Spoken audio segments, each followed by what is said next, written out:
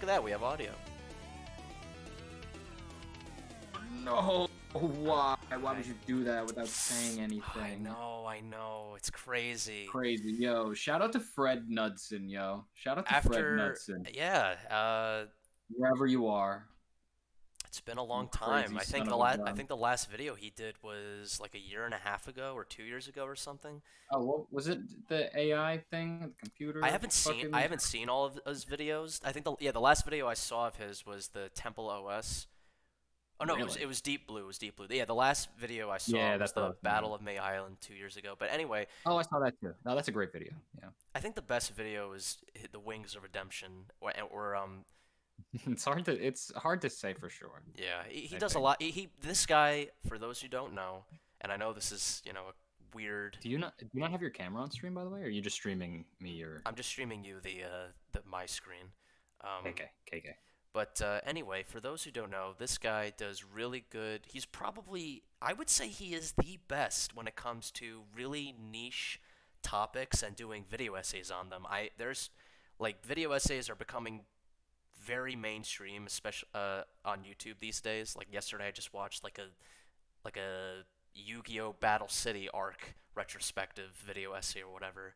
Um, and yeah, no, I don't know. Yeah, we're trash. We're Yeah, we are trash. trash, and it's weird because I'm also like on TikTok, which is like the opposite, it's just like 12-second clips, But then sometimes I just want a fucking, something like this, and yeah, we for some reason are going to react to his brand new Eve Online video.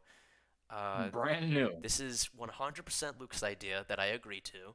Um, and yeah, we're gonna do it. The only Oh, exposure we've had to Eve was we had a mutual friend who played Eve mhm. Online, and then we learned or we heard that from what I Yeah, we'd hear stories. We'd hear stories. did you hear about like the Russian mob like smuggling money through Eve or something like that? Because I you know No.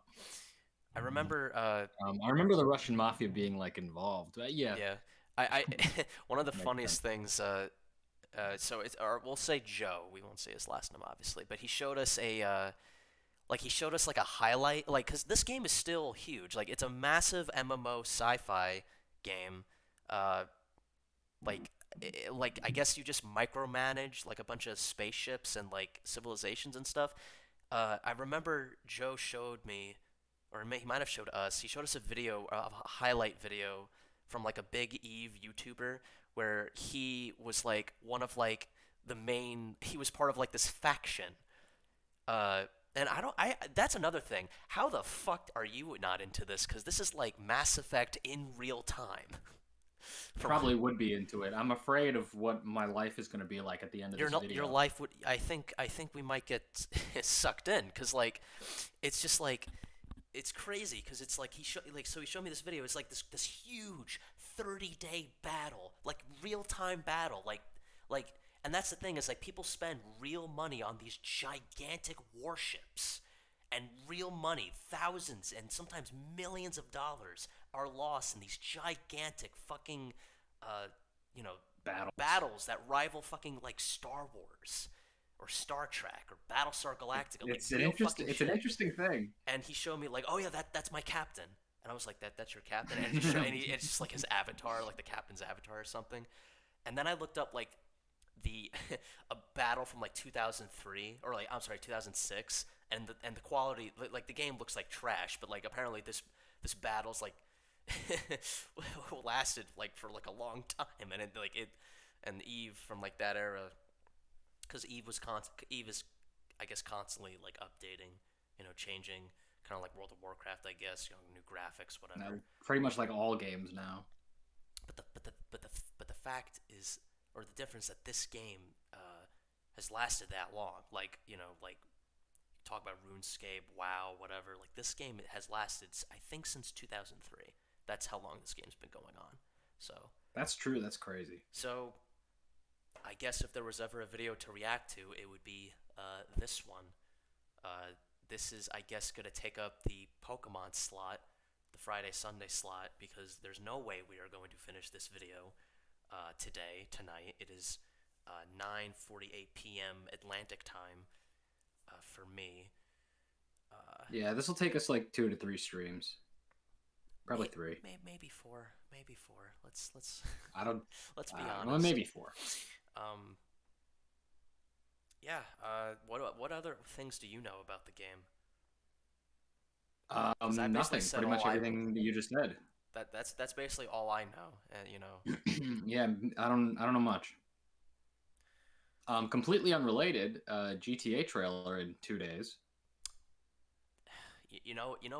what's sad is that like I've or not sad but like funny I guess is like I because of you and your brother I have uh basically no because of you guys I've become an unwilling fan of Metal Gear, Sly, Undertale, and now GTA because I've played all of GTA 4 and I'm playing GTA 5 I online. mean, you wouldn't So be paying attention now to the trailer if you were my friend. so You now I wouldn't.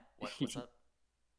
You wouldn't be paying attention to the trailer if you didn't know us, though. You'd probably be paying attention. I probably would hear about it, to but the GTA I trailer. probably wouldn't care. But now it's like if there's a new Metal Gear or whatever, like now I care. Like you know what I mean? Like now I'm just like now I'm pulled in. You know, like now I gotta know what the fuck is up with We GTA got you. 6. We hooked you. Why are people angry if it's a female protagonist? That would be really funny to be honest, and a nice change of pace.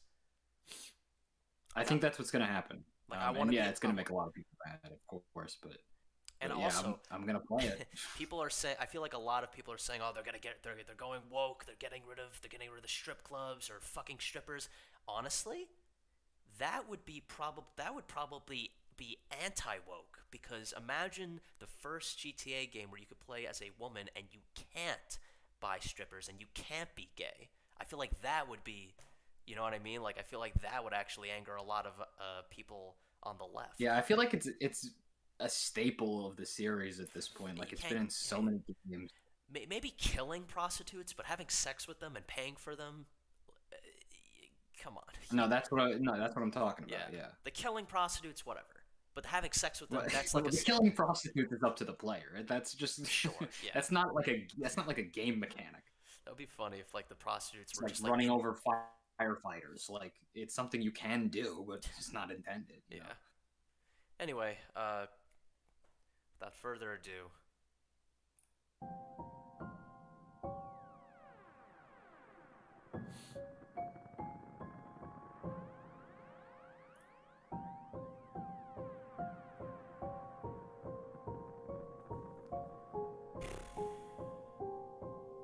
you can hear it, right? Yeah. For over 20 years, the simulated world of New Eden has run in near perpetuity. While information about this world is readily available, much of it is indecipherable to the outside observer, replete What are with those jargon bees? and references meaningful only to those who have spent years in the community. On occasion, mainstream news outlets will write articles about the results of battles involving thousands of players and virtual assets valued at hundreds of thousands of dollars, massive exchanges in wars fought for arcane reasons between belligerents with convoluted backgrounds. People who spend their time in New Eden will begin to discuss their experiences in the game and their participation in historic events, but their gravity is often difficult to fathom for those without the same knowledge or experience. Others endeavor to chronicle particular aspects of its history, such as harrowing acts of subterfuge and its ever-shifting borders and alliances. Many who hear about this world agree that, while fascinating, they would never attempt to join it themselves, citing its complexity and depth. And so, for most, a single question remains: what is EVE Online? I guess the world is called New Eden. I actually didn't know about that. Bum bum. I thought it was just called Eve. Yeah, I had no idea. Shout out to Ryan Probert, my dog. So dramatic. Yeah. Also, yeah, this video must have taken this video's length definitely is worth the 2-year wait. He must have worked on this for those entire 2 years. He must have. Oh, I wouldn't be surprised. Yeah.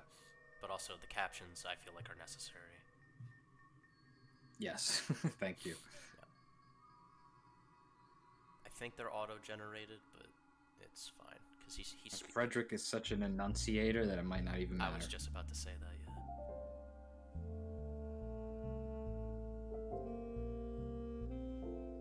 During the early 1990s, software developers were exploring the possibilities of the internet, a relatively new invention at the time. Interactive online spaces such as multi-user dungeons and forums were shared by millions of people, but it was clear to everyone using and creating these spaces that there was much more potential.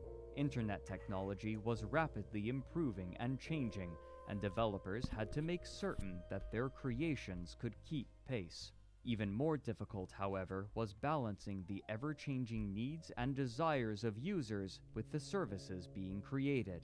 As personal computers became more widespread and their rendering capabilities increased, developers grew more and more interested in simulated, three-dimensional environments shared over the internet as the natural progression of forums. And of these developers, there were few as ambitious as the Icelandic company Oz Interactive and their creation, Oz Virtual. During the preceding decades, cyberpunk novelists had envisaged immersive, multi-sensory virtual experiences enabled by powerful computers networked with one another, and software developers had used these stories as inspiration to create worldwide web browsers that allowed users to explore websites in I was really hoping he would start with literally the creation of Adam and Eve, like all of human history. that's a 2-year project right there. And it was not Adam and Steve. It was not. 3 dimensions, utilizing a coding language called the Virtual Reality Markup Language, or VRML, as opposed to the Hypertext Markup Language, or HTML. Founded in 1992, Oz Interactive sought to expand upon this concept and offer a VRML web browser that allowed users to interact with other users who were visiting the website at the same time, Please mention with Second each Life. person represented by their own 3D avatar, and even allowing for simultaneous voice communication, a remarkable progression for the time. However, their location made development difficult. Iceland's internet was connected to the rest of the world by a single modem, and the country would turn off this modem during the night when few people were using it. Still, development would continue for the next 4 years until 1996, when they finally launched the beta version of Oz Virtual. Time to turn Soon, off the other fucking companies began forming partnerships with Oz Interactive, including Time Warner, Good night, Ericsson, Iceland. the Van Gogh Museum, That's and fucking Atlantic crazy. Records to create bespoke worlds within Oz Virtual for them. Most notably, Intel cooperated with Oz Interactive to recreate a New York nightclub in Oz Virtual, then utilize a motion capture system on the performers at the club to host a party in both the real and virtual spaces simultaneously. However, the company soon realized that the concept of Oz Virtual, like many others of its ilk, was a product developed too early for the market, and a small group of developers and artists, as well as a single historian, left Oz Interactive to found their own company in 1997, which they named Crowd Control Productions, or as it is commonly abbreviated, CCP. Where this small group had once spent their time developing tech demos, they were now interested in creating a finished product, and so they decided that they would develop something remarkably different: a board game. Leveraging the design experience of its initial members, they quickly constructed their game, which they christened Hættuspil, or Danger Game. Produced in conjunction with Alcoholics Anonymous, the game saw players fighting against one another and occasionally making tenuous alliances as they attempted to break the cycle of addiction to various substances. Core to the game's mechanics was a focus on sharp consequences for failure and the ability to interfere with others' How does play. this relate to Eve? In the game design please? documents, the first line read, "Death think these are the is a developers. serious matter." Okay, yeah, maybe it's the company. Hættuspil was widely successful in Iceland, and soon it had sold a copy to 1/8 of households in the country, bringing this small, independent company of designers a significant influx of capital. But rather than continuing to make board games, the company returned to the concept that had driven them to work together in the first place. While the design and technology they had made for Oz Virtual was produced too early for its initial purpose, they envisaged a game made with the same concepts and some of the same technology. And so, in 1999, using the money they had earned from Hyperspiel, they began work on a space-themed, massively multiplayer online game. At first, the designers attempted a two-dimensional style, but the team decided quickly that they wanted to create something more reminiscent of a movie, and soon they settled on a three-dimensional style that placed the player in a ship out in space against a backdrop of planets and stars, and they began releasing trailers in the year 2000. Publishers were initially unwilling to believe that the graphics in the trailers were rendered in real time, but after they had been convinced, CCP was able to secure the funding they felt necessary to make the game that they wanted, which they named EVE Online, the second Genesis. Their ambitions, however, were far more than graphical. Supporting the core gameplay would be a complicated system of economics described as hyper-capitalistic by its CEO. All resources available in the game would be gathered, traded, processed, and utilized by players with little management from the company. Like their board game Hyperspiel, the first line in the design document read, "Death is a serious matter," and, invoking biblical language, this game world was given the name New Eden. When development began in earnest, the company had approximately 20 people, most of them from Oz Virtual, while most others were direct contacts of the initial members from Oz, including some whose relationship had been made by playing Ultima Online with them, another early MMORPG.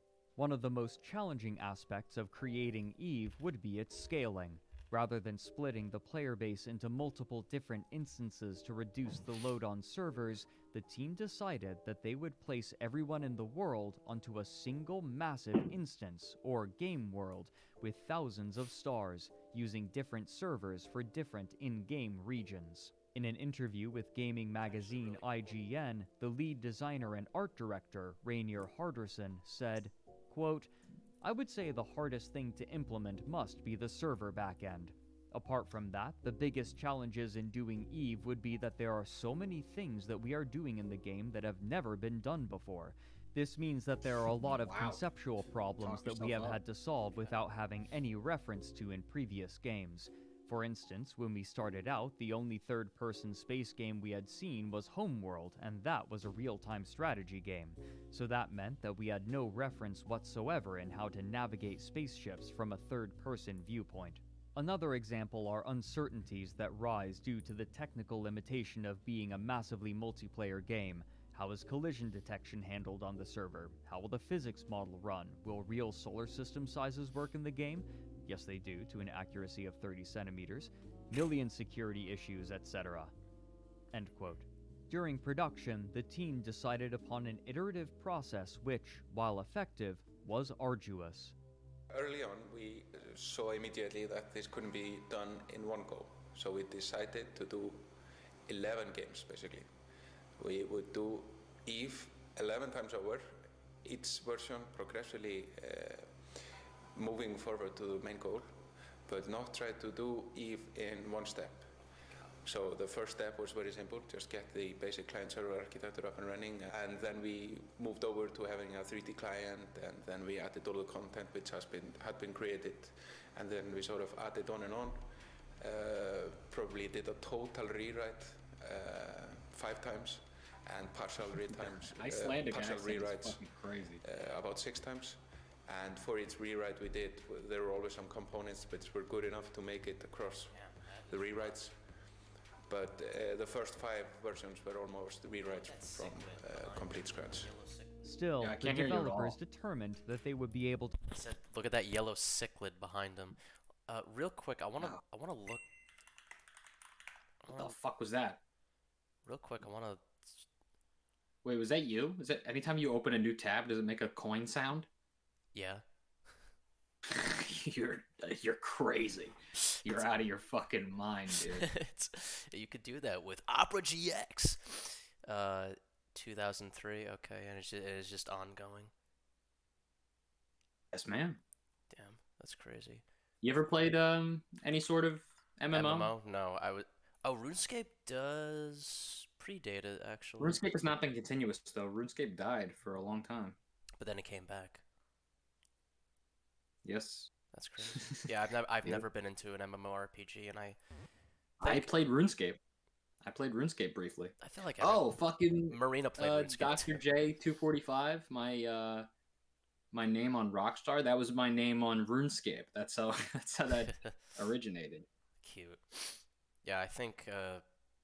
Yeah, I've always been a fan of RPGs, not MMOs though. I can't get behind that. Anyway. Yeah, RuneScape was really the only one that I played.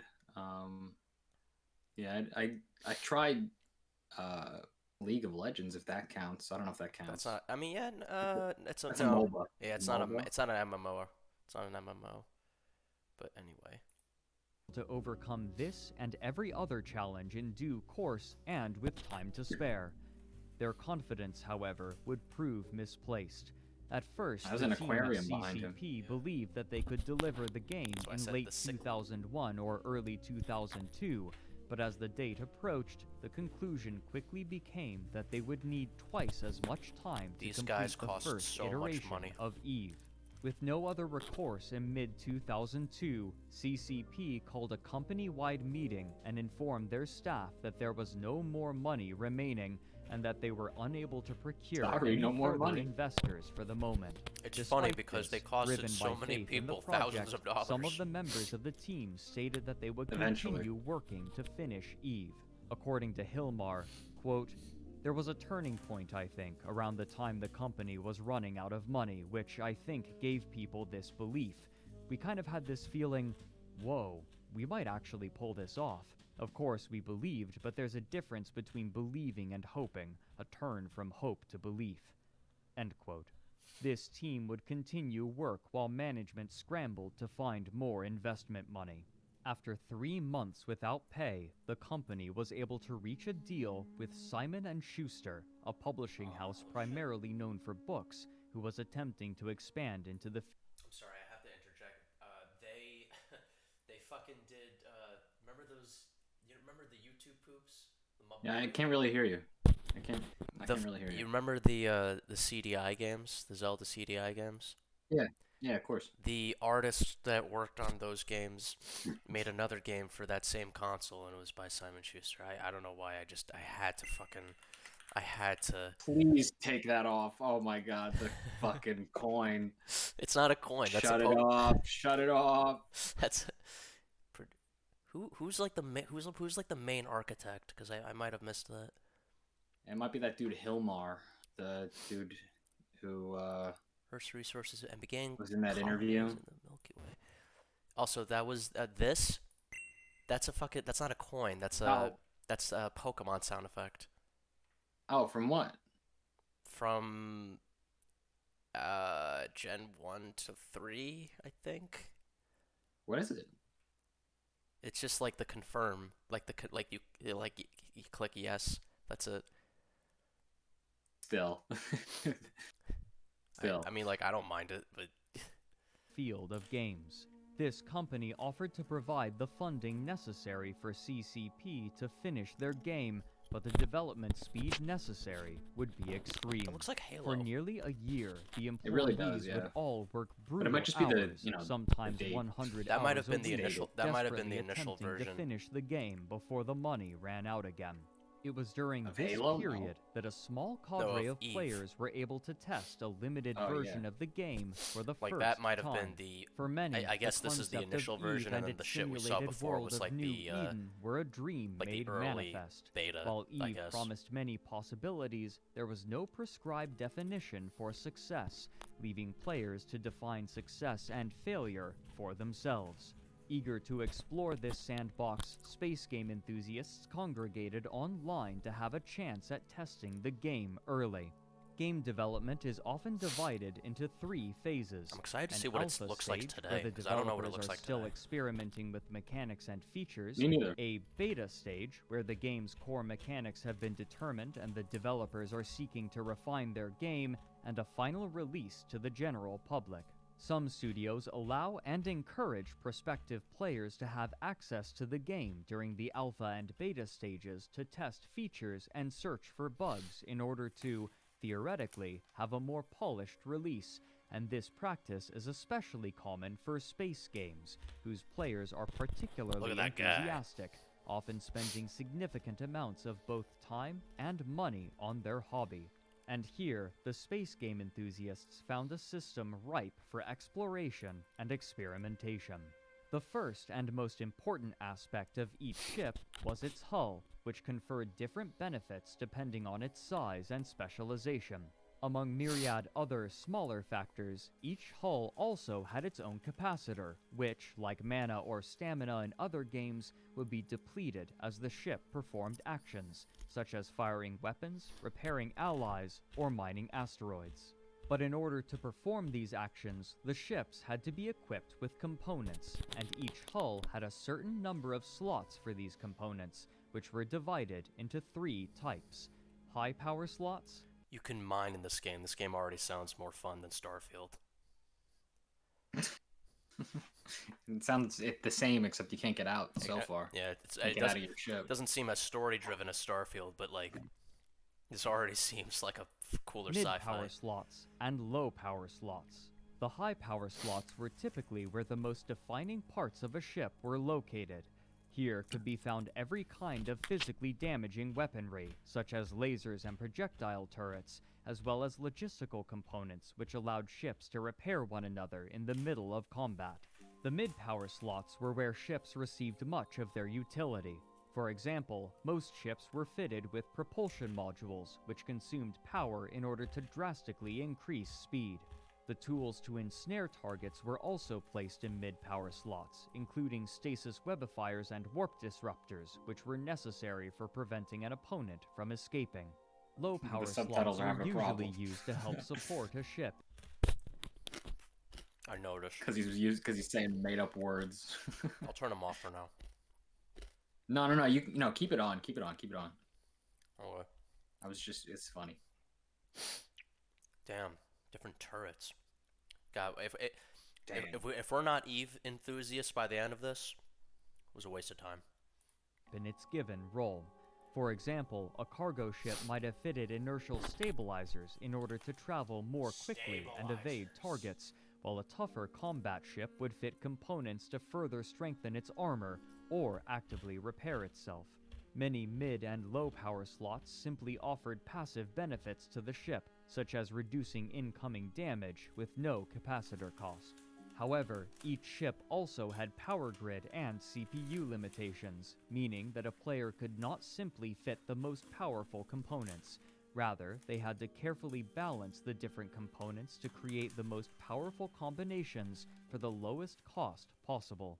Once completed, flying the ship itself was a relatively simple matter. Nearby objects could be selected in a window on the screen, allowing them to approach it, orbit it, keep it at range, or target it. Targeting a ship allowed the player to attack, heal, recharge, or disrupt it with whatever modules it had equipped. In order to use these ships and modules, the player's character would need the requisite skill points, which could only be gained passively over time, even when the player was logged out of the game, ensuring a more even distribution of progression for players.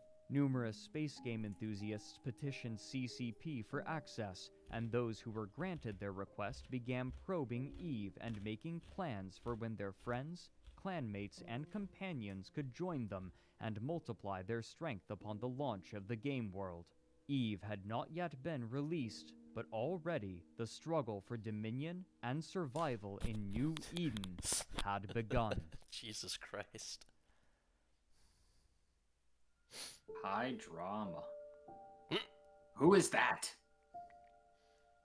the ones that didn't make it. Despite EVE's unwelcoming guess there nature, are the characters. promise of such a cinematic multiplayer experience was enticing to a wide breadth of players and drew a significant audience long before it had been released. Starting on October 24th, 2002, a blurb appended to news releases would proclaim that the game would, quote, allow up to 100,000 gamers to compete simultaneously across a full Over 3D galaxy 100,000 of gamers. 5,000 solar systems. Currently, EVE Online is in Phase 3 of beta testing, with thousands of gamers playtesting the game I daily, messaged trading Joe, in more than the other, 300 our fan friend, and player and corporation I'm like, what the sites. fuck, Joe? To date, there are more than 80,000 gamers signed up for the beta test, and at least 50,000 are estimated to participate before the game is launched. Just like in the real world, money will be the commodity of choice.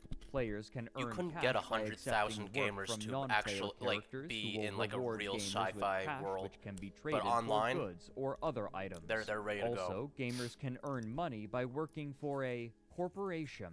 These corporations are comprised of gamers who have pooled their resources and are working together to dominate the universe. To date, there are more than 200 corporations already established, even though EVE Online has Gamers. not yet been published. Corporations. These corporations have elaborate web pages detailing infrastructure, location, business models, and mission statements. End quote.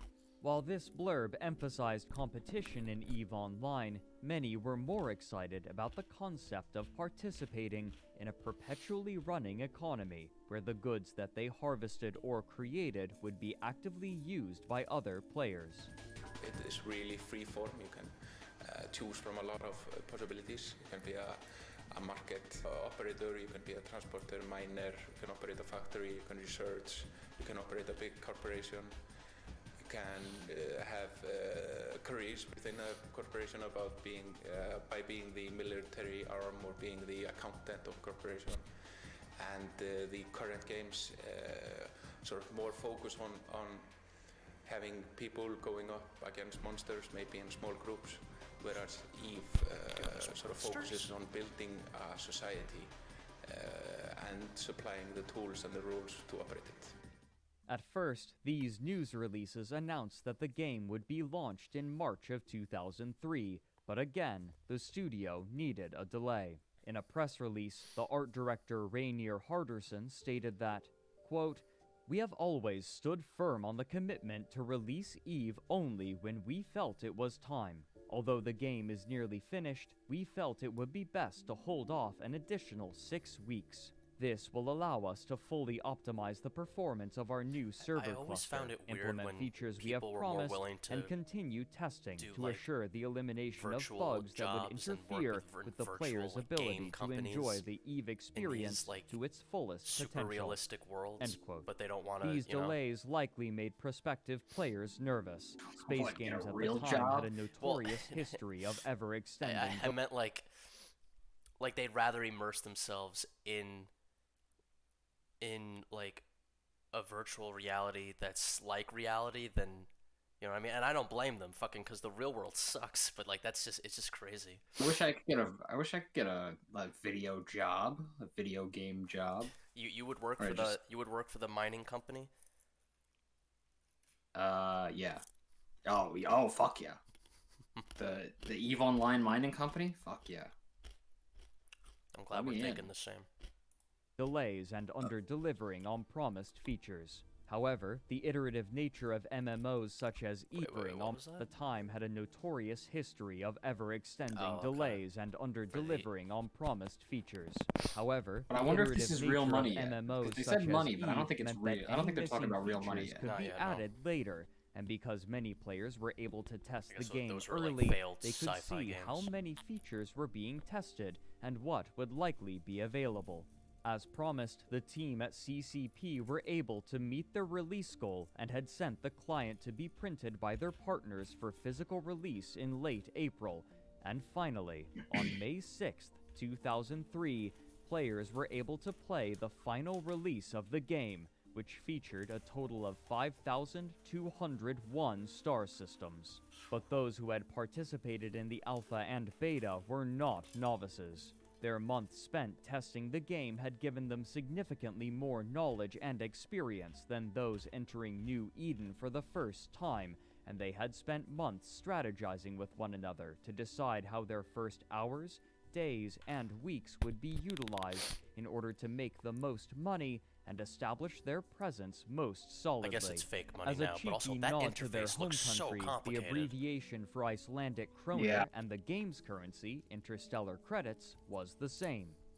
ISK. Many of the most organized groups scattered away from one another and prepared to lay claim to Remember their Tyler own tried territory. to play Eve online, However, and they could and he not said he simply hated do it, so but he did it anywhere. anyway. Eve's star systems are 'Cause Joe connected bullied in a him into- web-like pattern with stargates, which may be used to traverse from one star to the next. In the center of this vast web is Empire Space, an area controlled by the non-player empires where people may fly their ships in relative safety. The safety afforded to players is determined by the star's security level, given a rating anywhere between 0 and 1, divided into 3 basic categories: high security, low security, and null security, or as they are typically called, high sec, low sec, and null sec. In high security remember space, the those Empire terms. police forces, named Concord, would intervene in any aggression between players, affording some level of safety in these areas. In contrast, aggression would not summon protection in low security space, but the offending players would be granted a suspect status that would make them a target both for players and Empire So you can't just forces. bully people. However, for the groups looking to establish their own presence in space, the most tantalizing area was Nullsec, surrounding Empire space in a large ring. Here, there were no laws, no rules, and no protections, other than Jesus. whatever the players could enforce, and many were eager to establish themselves in this new and vast frontier, rich in the most valuable resources. But holding on to these regions would require work and coordination, and so the corporations that had organized before the release of the game began to establish themselves in particular regions of space that they found enticing. Dude, the factors fucking involved put in these these choices gamers varied in, from like, the proximity fucking to Pentagon. Empire space to They're what such good resources were strategists. available. First, though, the corporations would require Hold on, I gotta go to the bathroom. I'll be right back. Alright, no problem.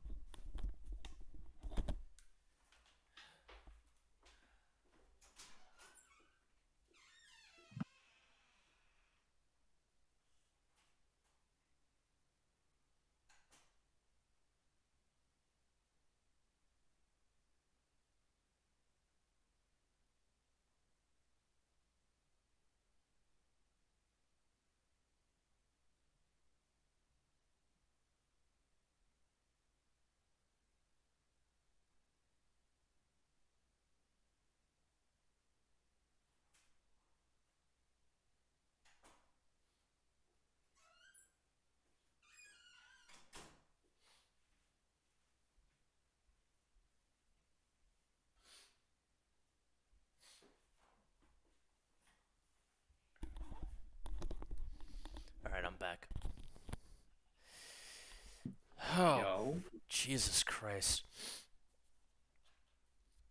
Yeah, I don't think they talked about real money yet, but yeah, no, seriously, put these fucking dudes in the Pentagon. They are like, no, I'm serious. Like once space becomes like explorable, like these guys are our only hope, or our best hope. You know? Fucking vultures out there, fucking like, oh, this is the one place where we can freely bully each other. Fuck. ships, and to buy and equip these ships, they would need resources and money. While the EVE developers wanted to provide a world where the trade of goods was managed almost entirely by players, they realized that in the early stages of the game, no player economy would be established yet, and so they allowed non-player characters to buy and sell some of these commodities in order to stimulate the player economy. This provided an early market. revenue stream to players, who quickly devised a plan to make significant amounts of capital during this crucial early stage. This plan was based around the daily server downtime, which occurred at 11 a.m. UTC. Andrew Groen detailed what he called the merchant races in his seminal work on the history of New Eden named Empires of Eve. Quote, "Back in the earliest days of Eve, one of the best ways to make money was by buying and selling commodities in different markets across the game. Later, Eve would place all of its emphasis on a player-controlled market, but in the early days, players could buy items and wares from characters in stations all over the game and then sell them elsewhere. What resulted was a daily series of early morning races along the most That's so profitable trade fucked up. routes. Merchants would log in as quickly as possible after the server came back online from the daily maintenance shutdown and fly down the trade routes to the most profitable destinations." Daily maintenance End shut quote. down. Trading was far from the only profession that These players guys were fucking looking to abusing the exploit. system and fucking reselling. These guys are fucking scammers. They're strategists. Like these guys are these are the smartest fucking And people. not scamming. No, not yet. Yeah, but they're fucking they're Yeah, taking they're buying from one shop in The game. early bird catches the worm, dog. They're buying from one shop in the game, a non-player shop, and selling it to another non-player shop. It's fucking The insane. factories required to build ships in EVE were a limited resource, and so, upon the release of the game, players scrambled to buy these factories as quickly as possible. However, there was an issue. Due to its worldwide release, players in the UK were able to purchase the physical copies of the game before anyone else, and therefore they could buy the factories much earlier than anywhere in the world. That sounds like These bullshit. buyers The were fact there's more only than like just a hopeful handful of factories. industrialists. Many of the factories had been purchased by real estate speculators, hoping to sell these factories for a higher price with no intention of constructing ships. According to early player Ramin Shahrazad, quote, "Within days of the retail launch, all factories had Fucking been real bought up estate and crisis idled in by Eve. speculators who were charging $300 to $400 per factory without any way of knowing if they really owned the factory or Honestly, not." that's like End quote. I feel like that's If cheap speculators nowadays. were idling I feel like the it's gotta be factories, thousands then of dollars that these meant days. fewer ships, restricting Yeah, I players wouldn't be from surprised. accessing the Also, I core wonder if there's different like mechanics of the currencies game. in these solar This systems, or is there illustrated all just two one challenges currency? that the developers of I think they EVE said it was now face, it was ISK. managing a complicated okay, so there's only economy one to keep currency. the game fun and interesting, and I don't know. struggling I don't know if it was like against the black Starfield or market. something where there's different Black market types. economies for MMOs like EVE are not only common, but inevitable. While developers typically will include clauses in their terms of service that stipulate against it, players are usually undeterred from trading in-game assets for real-world currency. Oh, yeah. And the consequences for doing so only tend to involve an easily circumvented ban, which is only implemented if they're caught. And so, many of the factories intended to fabricate ships for players remained dormant. Is there a upon black the market in release of the GTA game. But Online? this was far from the only problem about that it? new players Is there a black market faced. for GTA Those Online? who purchased EVE I Online with know of. little foreknowledge were do you met mean? with a game full of I don't know. promise, yet strangely empty. Played that I know. primarily through various menus, it was difficult for new players to decipher what their next steps would be. What's more, the game world was almost preposterously massive, especially for the time, and players were spread thinly across New Eden. But according to Hilmar Pedersen in an interview for Down the Rabbit Hole, this was in part by design. Quote, "EVE is about people in an sailing interview into with the starry me." night in ships. That's sort of the inception story of Iceland, Vikings escaping taxation from Norway and hoping that there's a new land somewhere. You can just imagine being on a quiet ocean in the night, looking at the night sky, sailing on a Viking ship. EVE definitely has those kinds of feelings. You can look up and see the Milky Way, and so the inception of the game and the country are not far apart. Iceland is this place that really wants to kill you. You get the very distinct feeling of that when you're a child growing up there. There's volcanoes, there's lava, there are earthquakes, there are freezing gale winds unpredictably any month of the year. It's a very hostile environment. EVE is like that. It has the toughest environment, but to some extent, the nicest people. People in Iceland are nice because we've been forced to learn how to cooperate, because the people who didn't cooperate are already frozen to the ground. EVE is kind of like that. It forces you to cooperate with others because alone you can't really achieve your full potential in EVE. It pushes you to connect with others. There are aspects of the game that almost intentionally make you feel lonely when you're alone. And that creates the foundation of the friendship machine, as we call it, this forced cooperation due to the hostileness of the environment and, later on, other players. That has created a very strong bond between people that play together in the game." End quote. This forced cooperation manifested as new players quickly gathering together for safety in this alien game world. While numerous small corporations endeavored to eventually take and hold nullsec territory, it was much easier in this early stage for players to base their operations in Empire space and venture out into nullsec to gather valuable resources is from there these PvE? unprotected systems, then return. I don't know. I think it's Where's- all PvP. Or is it all PvP? I think it might just be all PvP, and the non-player characters are just there to like, keep shit running. What's up, Turbo Oh, Lightning? or like maybe, yeah, as merchants. Yeah. What's up, Turbo Lightning? Yo, How you doing? how you living, huh? Yeah, you like EVE Online, yeah? You like this shit, you sick fuck? Return with a haul and sell or utilize what they gathered. But with so many players traveling through nullsec, a clear you an method of EVE generating enthusiast? profit emerged, one that played into the We're just fantasies trying to of learn about many it. science fiction enthusiasts. Piracy. Traveling together in small bands, pirates began roving the common Of course lanes there's that space miners and pirates. traders would take from Empire space through nullsec, seeking quarries. To do so, pirates would designate one or more of their group members to act as a tackler, tasked with ensnaring their target, and to do so, they would outfit their ship with specific modules. First was the Stasis Webifier, which, when applied to a target, would reduce their speed, making it nearly impossible to evade weapons fire. Second, and most important in a pirate's arsenal, was the Warp Disruptor, which, true to its name, would prevent a ship from entering faster than light travel. I just remembered a video that I saw from an EVE YouTuber. He's like, and last night the so-and-so brigands were finally repelled by the Songbird faction or something like that. Like, Dumb. it's crazy. And escaping. Both of these components would be placed in the mid-power slots, making the tackler more vulnerable than its compatriots, and so it would rely upon its allies while engaging a target.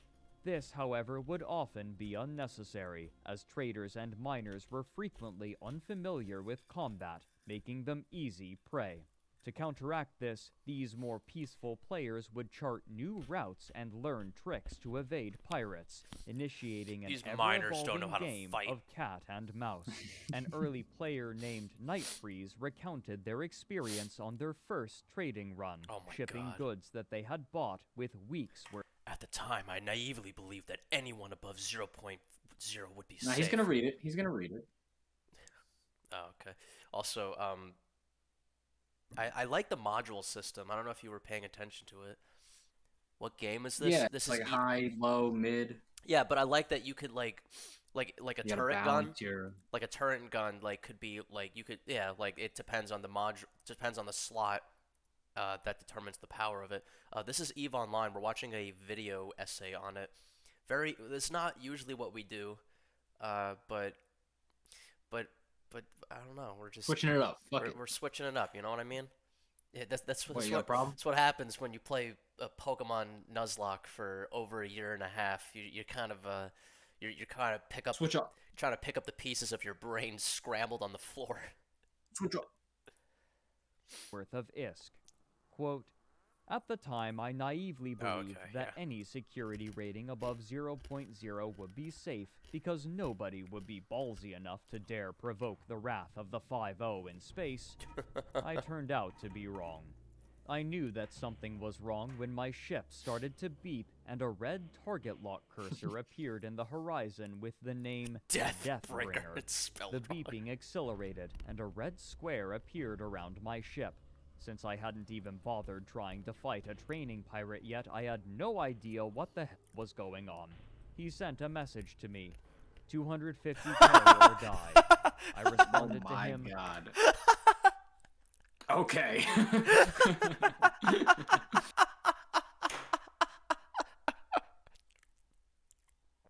That's funny. This all makes sense. Oh my god, it all makes sense why Joe was playing this. Oh my god. I wonder what Joe is doing. I mean, he fences, but like, I don't know. No, if no, they no. still- Like in the game, like what was his role in the game? Like, was he a pirate? I Was could he a totally see him being a pirate, but I also can see him being like a Fencer. boot licking. Oh, I thought you meant in real life. I think he was part of like an actual like corporation or something, or like a group. But I 200k or die.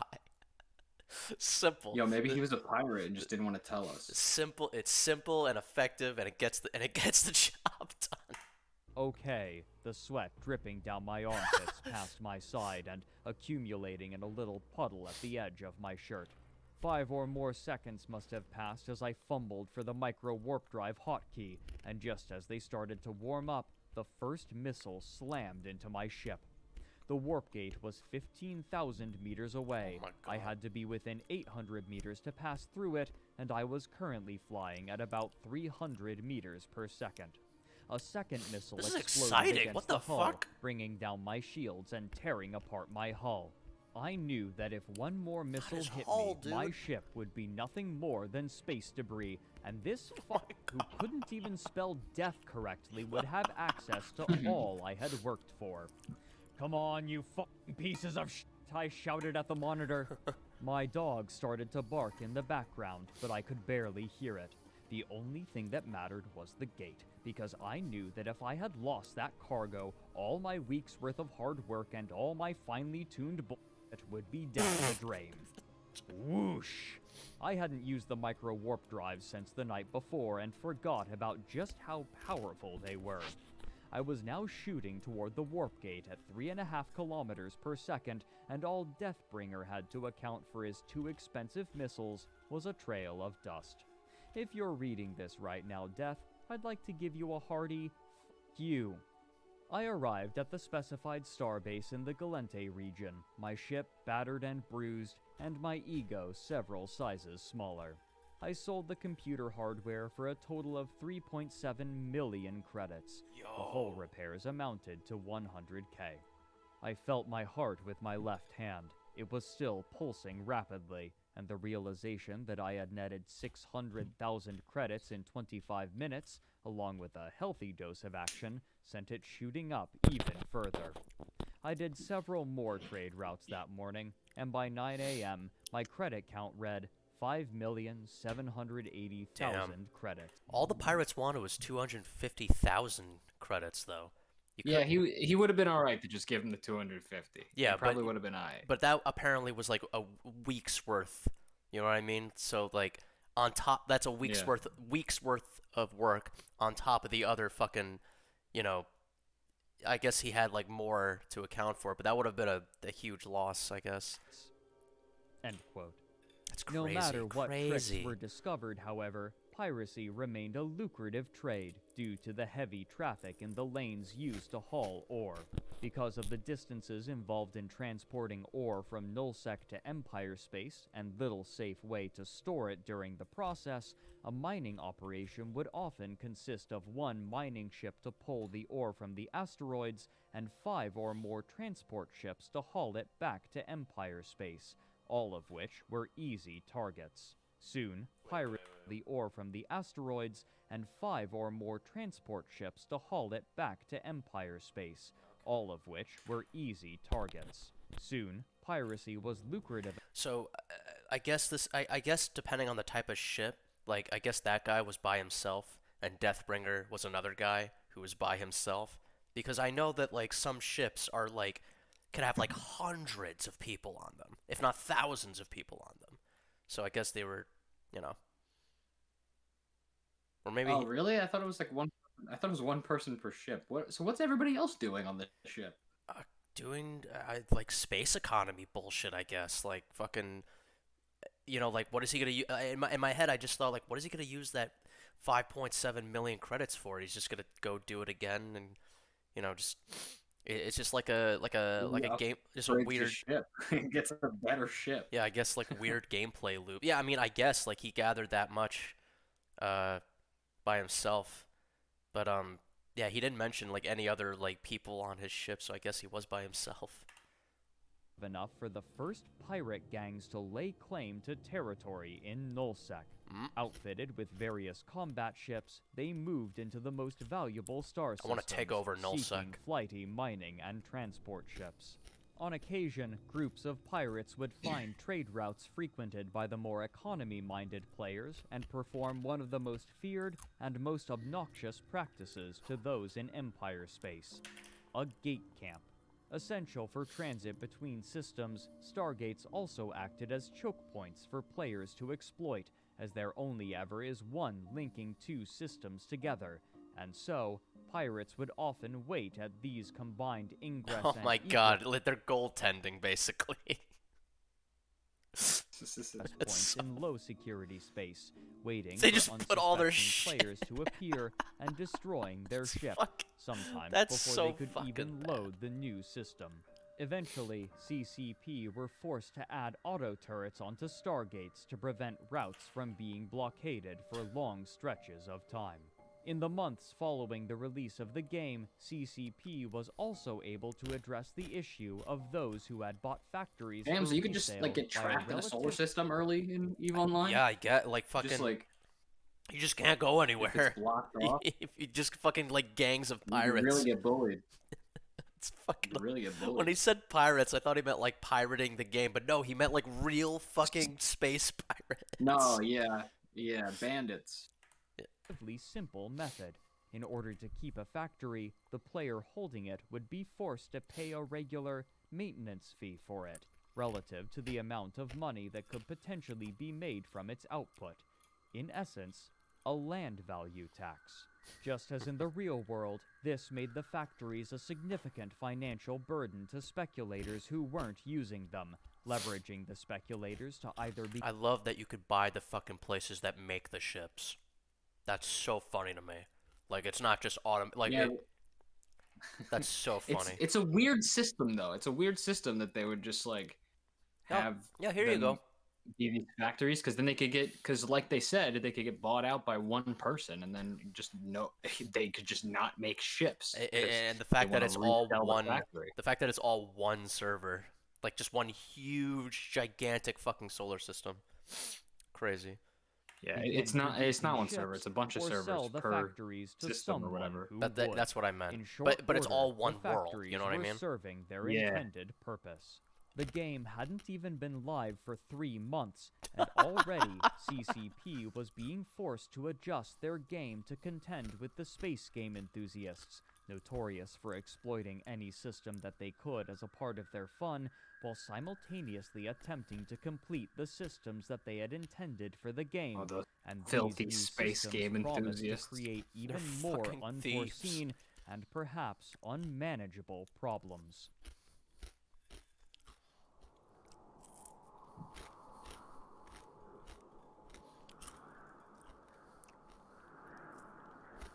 Yes, Can problems. you, I wonder if you can crash into ships. I wonder what happens if you just crash your ship into another ship.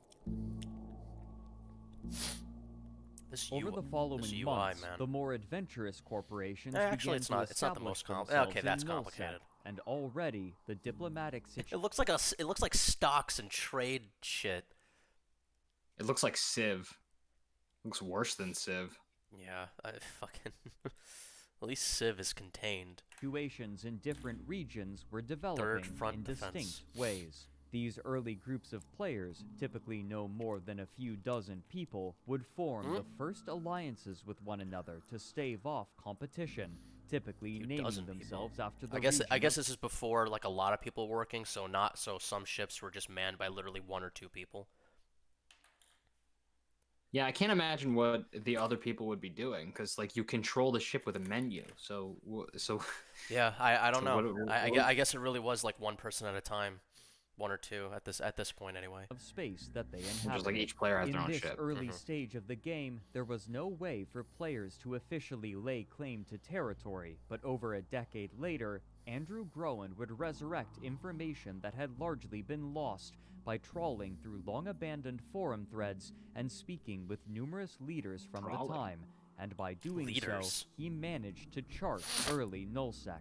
To the southeast Oh my was the God, he planet actually- What does he mean of by the that? Curse He fucking figured out, like, cause no, but there wasn't a map of it at the time. He actually figured out what it fucking looked like by Fucking asking different people. Columbus over here. That's fucking insane. That's that. Oh my God. Why is there not a Alliance, who map? frequently warred with the rigid and authoritarian Stain Alliance. To the Well, there west, probably is like mini maps, but like kind of like in Valheim, you know, like when you Like a world map. yeah, like kind of like in Valheim, how like they put you in a map and you have to discover Oh, like a fog of war. exactly, Well, yeah. Okay, yeah. But this guy's fucking he's mapping it all out like these gigantic, real fucking sized places. and the north were the Fountain Alliance, the Coalition of Free Stars, and Venal Alliance, which boasted more democratic systems of governance between their constituent corporations. While a significant contingent of players sought to take and hold territory in Nullsec, most made their home in Empire space. Though maintaining a Nullsec presence was lucrative, it was also difficult and time-consuming, and for most, this was a distraction from the more specific activities which drew them to EVE. This also meant that much of the money within the player economy was held in Empire space, and so, even Just in case I missed it, Empire Space is in the middle, Nullsec is everything around, and Yeah. what were the other Yeah. sacks? I think it was high sec and mid sec. I think that's just like the danger levels. Okay. But I no, don't- I don't okay, know. I Nullsec remember nullsec also being like low, like, like below. one. Yeah, but it's also the name of that region outside of Empire space. Okay. I don't know. Nullsec powers would have to enter this safer territory and trade with the players there, though many They have to Nullsec trade. dwellers found them tepid. For the industrialists, trading with Empire space was not only efficient, but necessary. While the most valuable materials were in Nullsec, the basic materials required for all ships could only be found in Empire space, and so it was impossible to maintain a Nullsec presence without some sort of supply line to Highsec and Lowsec. Okay. This meant Oh, sorry. that these two worlds of Eve, while in most ways separate, were fundamentally tied to one another.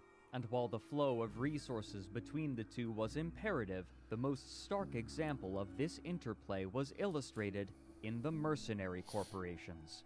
Varying widely in terms of background, these mercenaries would take contracts to harangue whatever target was desired, and during this early stage, their prices were often cheap, with the thrill of the fight being a part of the reward. Oh my The God. people or Thrill. corporation issuing the contracts could also be kept secret at their behest. You And in jacked. this way, competitors could be weakened or eliminated without any fighting on the part of the buyer.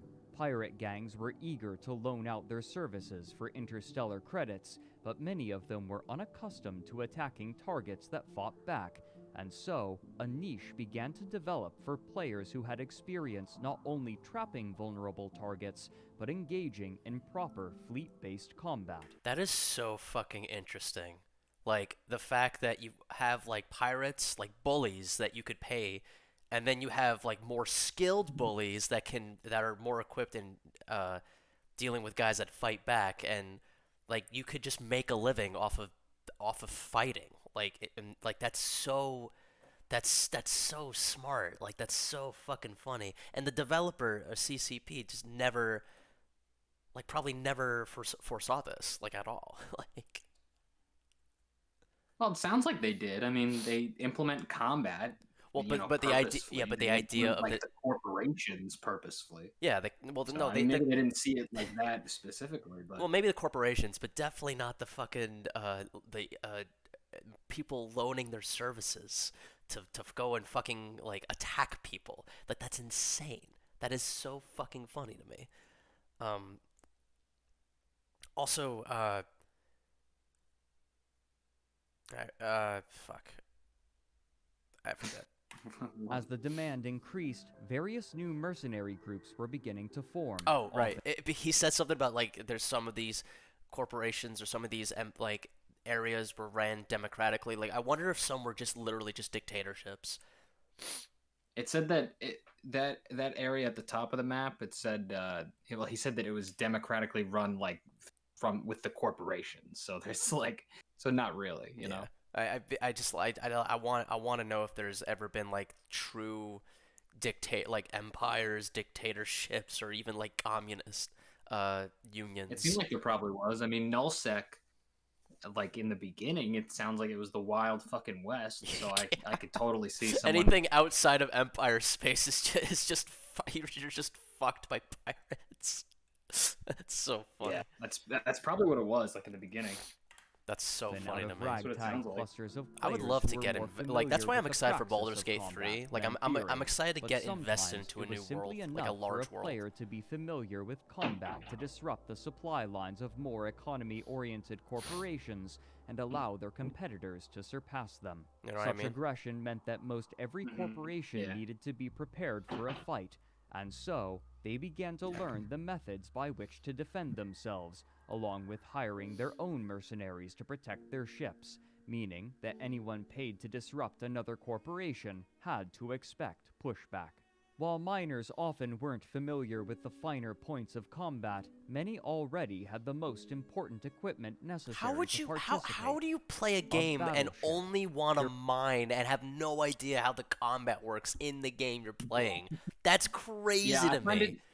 I find it bizarre, like That's so like fucking MMOs where crazy. you can just like be a dude.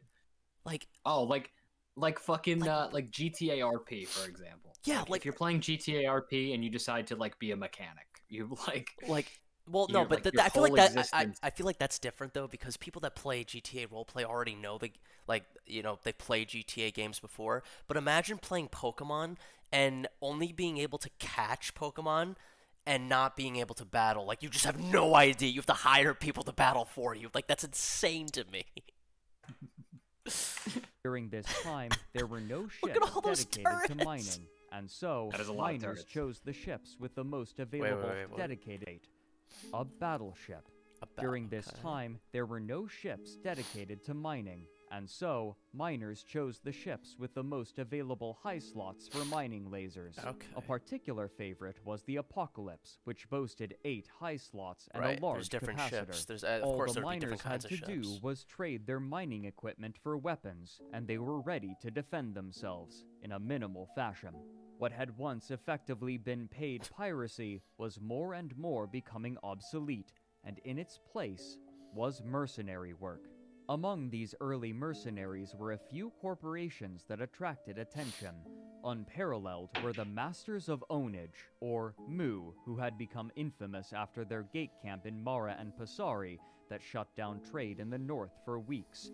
But there were a few smaller Trade in the north. corporations that were beginning to gain a reputation, namely Body Count Inc. This group, led by the charismatic Celine, was one of the first to dedicate all of their corporation's time to handling mercenary contracts, and while they accepted paltry sums to begin, their fees grew as both the demand for mercenaries and the demand for Body Count Inc. increased. This is like the But as most mercenary corporations fought realistic one fucking another, there was a sci-fi surprising thing I've effect, ever fucking since seen for a warfare game. never resulted in the permanent deaths of any Look at that shit. That's like Permanent deaths of what? it fucking that's like fucking a Game of Thrones. Like this is like you're playing like a fucking like real Star Wars game. Like I've never seen a game this fucking in depth with this type of community in my fucking life, dude. That's insane.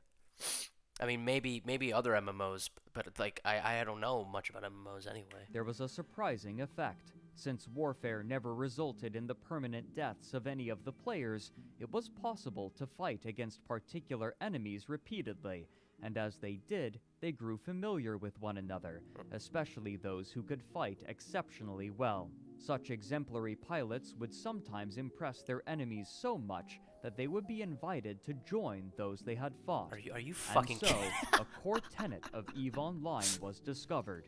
In the words of Celine, quote, "The best way to recruit people is by shooting them." And so, the best pilots in the game began to conglomerate into groups and charge hefty prices for their services. You have to know Prices how to that fly corporations were too? more than willing Jesus. to pay in this key moment in the history of the economy of EVE. During the production of the What is a game, true one of the mercenary? envisioned roles in EVE Online was that of a trader, traveling from location to location in order to That's find insane. places to Like, you buy have to know goods how to low mining, and sell high based combat, on and an flying are all asymmetry of completely different. information. Managing Players would economies. only be able to see the goods on offer in their current region, and then they would have to travel to the station where the good was being sold. But as players traded with one another and the player economy began to establish itself, the need for a centralized hub of commerce Oh my grew. God. In order to maximize visibility and convenience, Commerce. many chose one particular system from which to base their trade: ULI. ULI was a natural choice, given that it was a high-security system with the maximum value of 1, meaning that trading there was remarkably safe. But more importantly, it resided at the precise center of Empire space, making a trip to ULI a reasonable distance, no matter where a player was. Soon, all manner wanna of take players over were traveling Empire to space. ULI in order to buy and sell goods, and almost anything could be purchased So there. then nowhere is This safe. posed a problem. So many players in a system taxed the Wanna game destroy the servers Citadel. heavily. Wait, you want to destroy? I saw there was something called the Citadel in the middle of You fucking just that take. fucking space, which is also the same exact thing in Mass Effect. Like the center of, it's the center of like the galactic whatever is The galactic politics. The is called galactic Citadel. fucking the galactic unit the galactic alliance or some shit. Government. Yeah, it's literally called Citadel Space. That's what it. The Citadel races. I love the idea that you could if this is true, if they're gonna get to it, I really hope so. That if you just become so powerful, your army, your empire becomes so powerful that you just that you just fucking whatchamacallit, that you could just take over like game made like areas like Empire space. That's fucking hilarious. Posed a problem. So many players in a system taxed the game servers heavily, and if too many people began to use ULI as a trade hub, then the servers would be unable to accommodate them. But soon, an even Taxed. greater existential threat to the game would appear.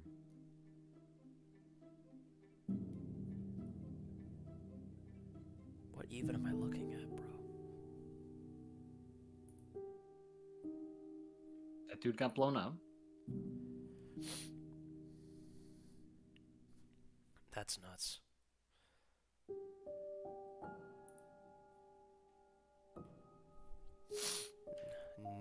Nilkaris. Toward the end of 2003, the deal that CCP had made with its publishing companies was concluding, but Simon and That- Schuster it's had still no intention of 2003. renewing the deal, and so they reached an agreement that would return the publishing rights to the game developer.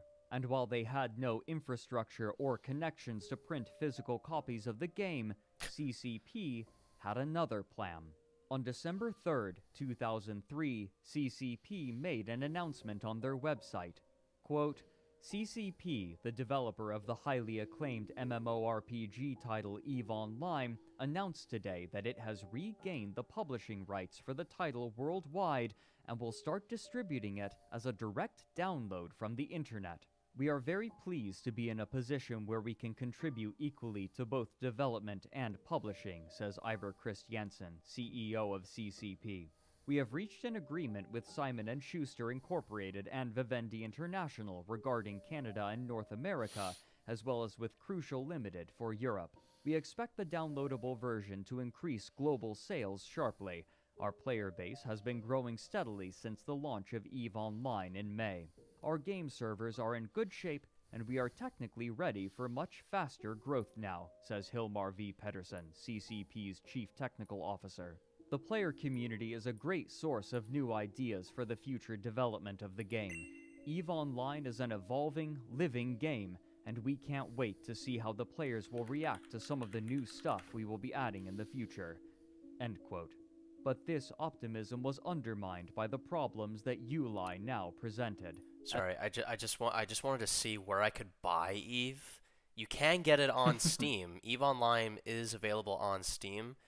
Developer CCP, mostly positive, and it is free to play because there is a subscription service. Makes sense. Yeah. Interesting. Huh. Well, actually, you could just play. Right? Free to play game. 1 month plan. Okay, yeah. Okay. There it is. So it's weird. Why is it even the fact that it's on Steam like I thought this game would be so weird it wouldn't even be on Steam, but yeah, no, it is like a As thing you can mentioned get. previously, the game's server architecture was designed feel so like that maybe we each should play region it. in the game world was managed by a different server. However, the newest processors at the time proved to be suboptimal for CCP's purposes, and so, even the latest CPU technologies wouldn't help to bolster their servers for the influx of players, specifically the growing population in Uli.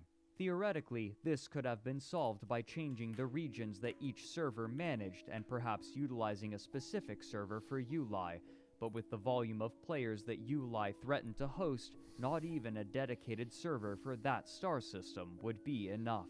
What's more, players were beginning to discover exploits that threatened their faith in the game to function as it was intended. On March 3, 2004, a corporation named Zombies Inc. descended upon Uli with a single Apocalypse battleship and a bevy of dedicated logistics ships, parking themselves near a Stargate, approximately where players would arrive when entering the system or approaching the gate to leave. The Apocalypse was equipped with a special kind of weapon, a smart bomb. When activated, this niche weapon would deal massive damage to everything within a certain distance of the user, whether ally or enemy. As soon as ships appeared, the pilot of the Apocalypse activated his smart bombs, and his targets were instantly destroyed. As Uli was a system with a 1.0 security rating, Concord appeared almost instantly in order to destroy the offending player, but as soon as they did, the logistics ships began repairing it from just outside of the radius of the smart bombs as Concord ships approached and were destroyed in the successive blasts. Now, not only were hapless players being destroyed in Uli, but so were the game's NPC police. What did I fucking tell you? What did I tell you what would happen? They fucking become too powerful for the fucking game itself. That's so fucking funny. Yeah, they already said that these guys were trying to break the game. While Concord attacked the Apocalypse battleship, the logistics ships were entirely ignored. This was due to an oversight that Zombies Inc. had discovered. While attacking another ship in Empire space would grant the player a wanted status and summon the police, repairing another ship would not, even if the player receiving the repairs was wanted. Having estimated the damage output of Concord's ships, Zombies Inc. had brought just enough logistics capability to outpace the damage that Concord could deal, making the Apocalypse practically invulnerable. Any players attempting to intervene by attacking the logistics ships would, in turn, be destroyed by Concord, since, by the game's definition, they were innocent. And so, they were able to continue their slaughter in Uli for an unrecorded period This was of in time. Empire Victims space. of Zombies Inc. went to the forums to complain, and soon, even those who hadn't encountered the small fleet were complaining to the developers that trade through Uli, and therefore in much of the game, had been brought to a halt due to an exploit. CCP's game masters contacted the perpetrators and instructed them to cease. Zombies Inc. declined. A post made to the forum by the Game Masters describes the course they incident in did. full. Quote, "As a lot of you are aware, a certain corp willingly exploited a fault in the game mechanics and managed to kill over 100 people in the supposedly secure Uli system last night. We have decreed that those who were the recipients of this heinous crime will be fully reimbursed for their loss. Ooh. If you are one of those who lost your belongings and still haven't petitioned us, please do so and we will see to it that your possessions are... I guess at this point it was costing real fucking money.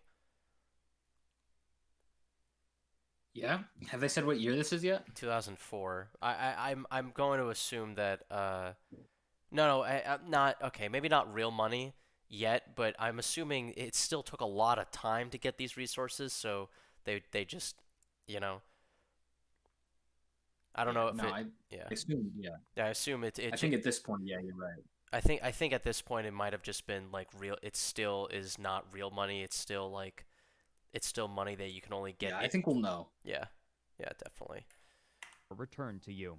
The exploiters have received a ban for their efforts, and anyone thinking of following their example should be aware that the same fate awaits them. Oh my god. The GM team.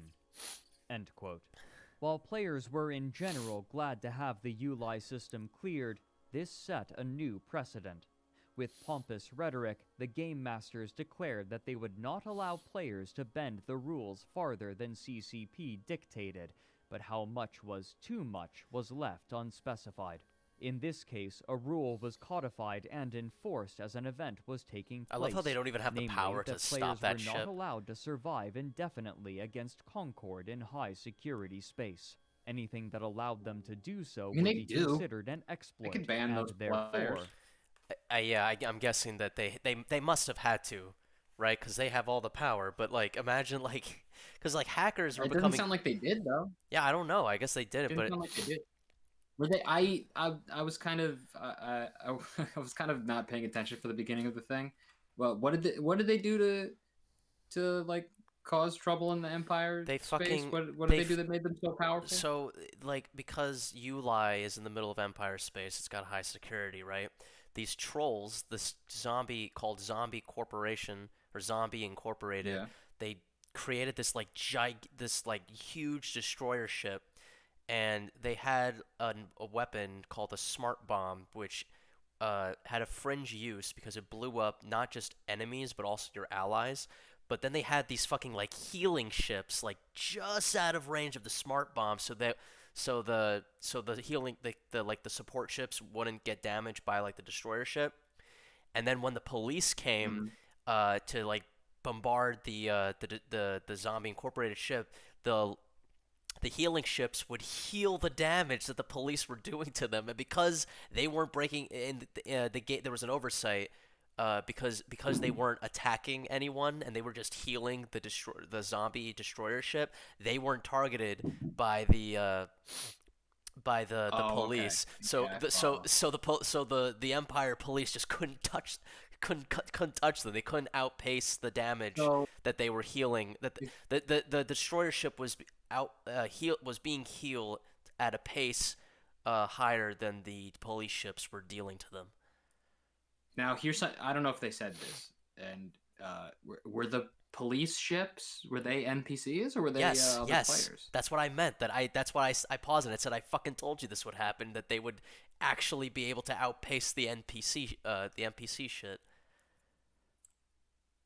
Crazy. Yeah, it's really fucking funny though. I knew that they would fucking someone with enough fucking stunats would fucking attempt to fucking overthrow the NPC empire. a bannable offense. However necessary it may have been, and however popular the decision may have been with players, it established the company in an adversarial role to many of its players, especially the ones most interested in experimentation. Though trade could once again travel through ULI, this did not lead to the rise of any powerful high-sec corporations due to a particular mechanic. While players were safe from wanton attacks from other players in high-sec space, and players in low-sec space were risking their lives by attacking other players, there was a way for players to attack one another safely, even while Concord was present. A war declaration. By paying a fee every week, a corporation could declare war against another and be granted the right to attack any of their ships on site, often referred to as bribing the police. This meant that, whenever a high-sec corporation became powerful enough, other corporations would band together. Hold on, I need to... Differences between nullsec, highsec, lowsec. Just a refresher. Eve. High security space, low security space, and Okay, so I think it's just like the No the security. sections of space. It's just yeah, okay. null Null It just securities. describes Okay, so high security, low security, it and just no describes security. like what the reaction is going to be if you get attacked by fucking bandits. Okay, so nullsec is High just security, there's going to be cops. Nullsec, there will not be. nullsec is basically the Wild West. Then there's no rule, like there's no one Yes. protecting you. Okay, Yes. and the Empire space is like NPC Highsec. is in high sec. Okay. to check it Yes. and prevent it from becoming too powerful and affecting a monopoly. Even so, there were enough individuals and small corporations Caveman. trading out of ULI that the servers began to lag. This was not a difficult threshold to reach. Despite boasting about high potential player counts, EVE Online required less than 100 players to be present in the system before problems began to manifest. But as Crowd Control Productions was contending with ULI, the initial powers of nullsec were beginning to fracture, and soon, divisions would spark conflict that would push their server infrastructure to its limits.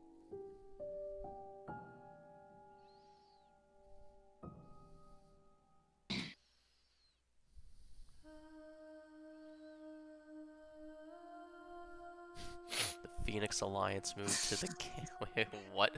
Moved to the camp. You can tell this is from like a YouTube video in Yeah. 2005, It- 2006. To the north, bad blood born from the early wars over sovereignty was beginning to heat. Due to the global nature of the game, CCP realized that implementing a fair method of territory control would require something more complicated than a simple attack and hold method. Otherwise, a corporation could simply attack another group's territory during their off hours, and then a counterattack could be launched, enacting a never-ending back and forth. Right. There's no if your ship is just idle, even if you're not playing, it could just still be attacked. That's fucking nuts. That's fucking cancer to think about. Why? That's just how it is. There's no idle time. Like even if you're buying You could shit, just lose all your shit while you're at work. yeah, basically.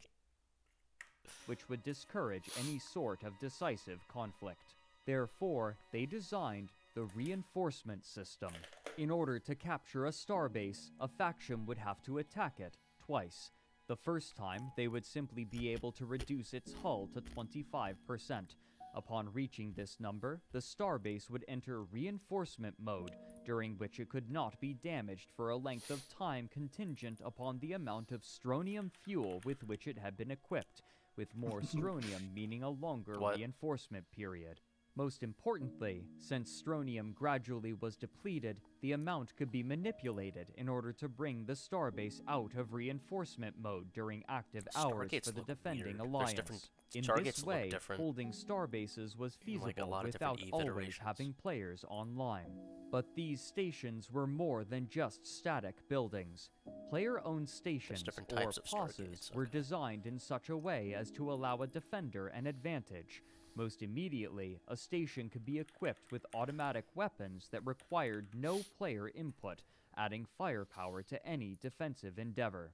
Even unequipped, however, the stations still boasted a wide shield which could only be passed if the player had the correct password. While the station could be attacked from the outside, any ship within the shield could not, but similarly, any ship inside the shield could not attack any ship outside of it, granting a small armistice zone to which a defending fleet could retreat during a battle and placing an onus upon the Also, attackers yeah, low sec and to high either sec is focus all enough Empire fire on the space. station to reinforce or destroy it, or destroy any damaged ships I before don't know they if you could knew that. retreat to the safety of the shield. Wait, say it Extra again? ships could be Low sec and high sec is just Empire space, and then null sec is nothing.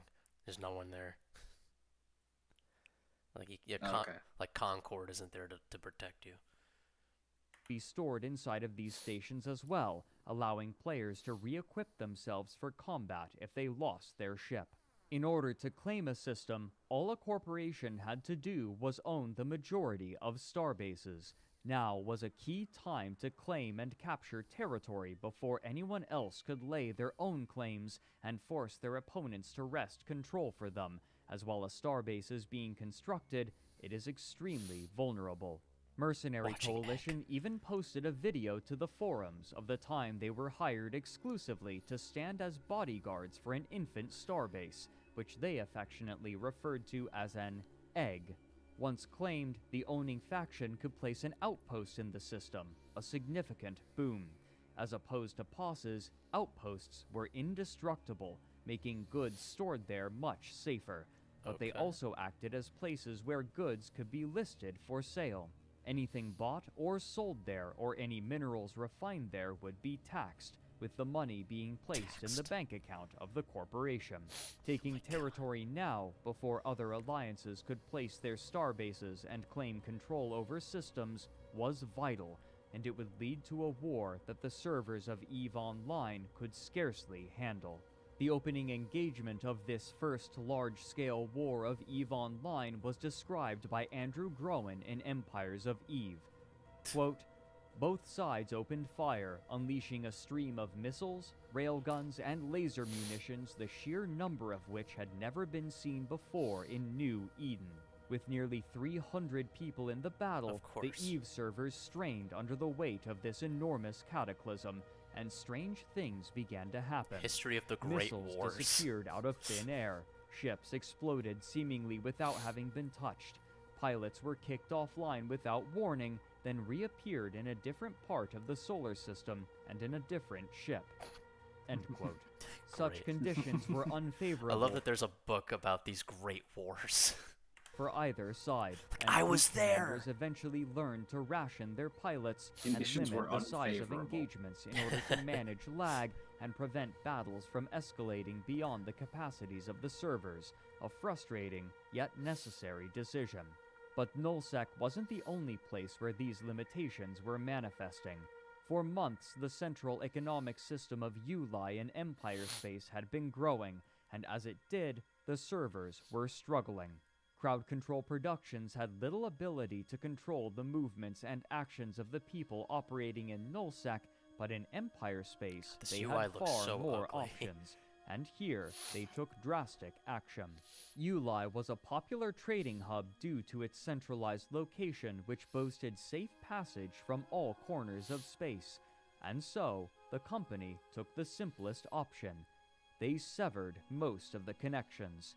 In short order, the traders had scattered.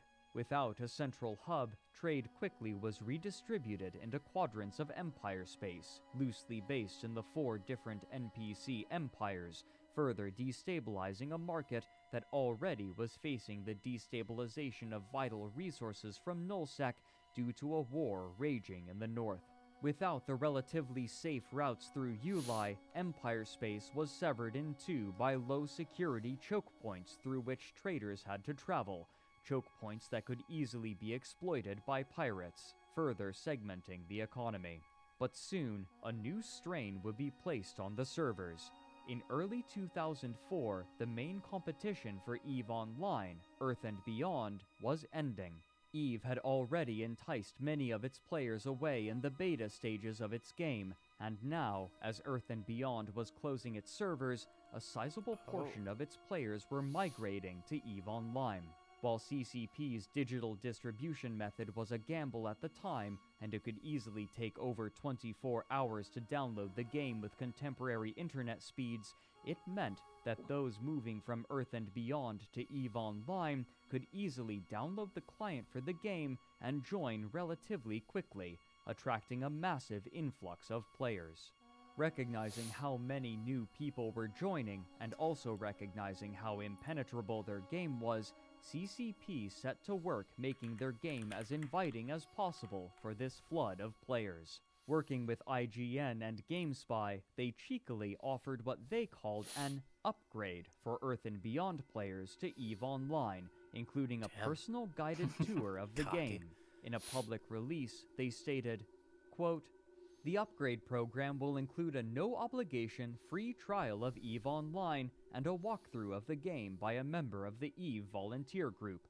The EVE volunteer will explain to the user the differences between the two games and ease the transition into That's EVE fucking from Earth insane. and That's like if someone who was playing fucking left I don't know, like WoW and on to play Final Fantasy 14, and someone from Square Enix was like, "Okay, you get a free trial for leaving them, and I'm gonna show you how this game is better." Like that's crazy. I'm gonna give you a tutorial personally. That's so crazy. I'll be It's right fucking back. bizarre. Okay, I want to make some rice. So I'll be right back too.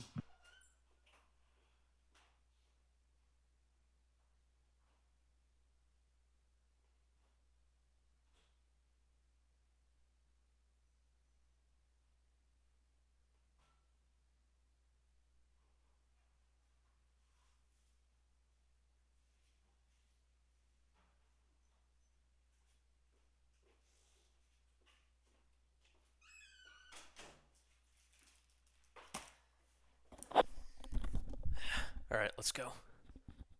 beyond." End quote. These new players were entering the game during a time of extreme instability in the in-game economy, and only a few months after these new players joined and were attempting to establish themselves, Nullsec was fractured.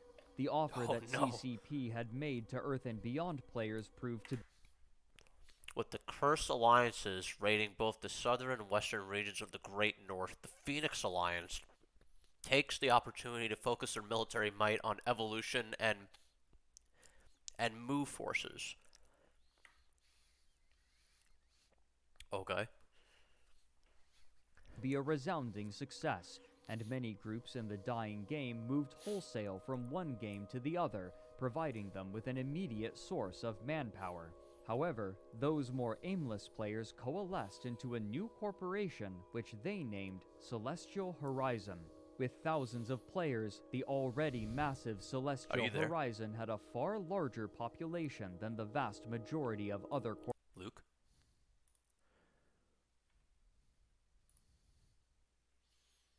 Luke? Hello?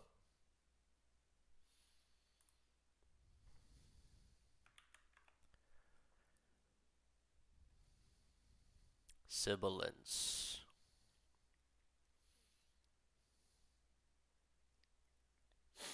Did he go take a shit or something?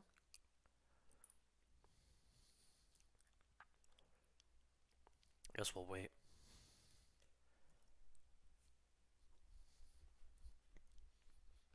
It's just getting interesting though.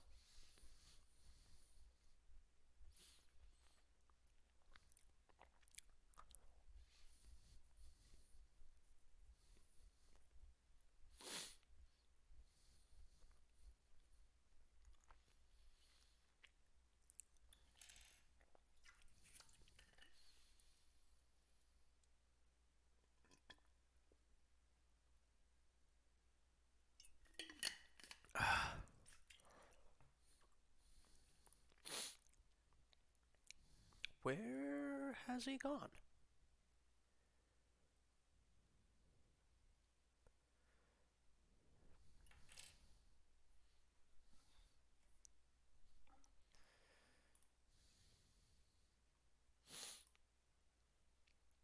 My thing didn't change. Huh. corporations in New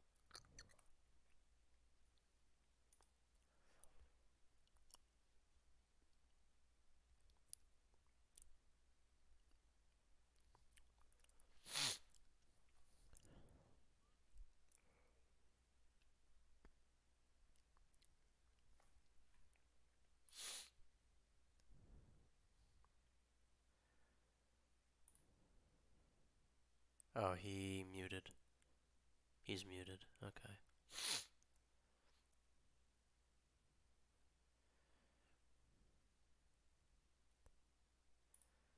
Well, I will be right back then.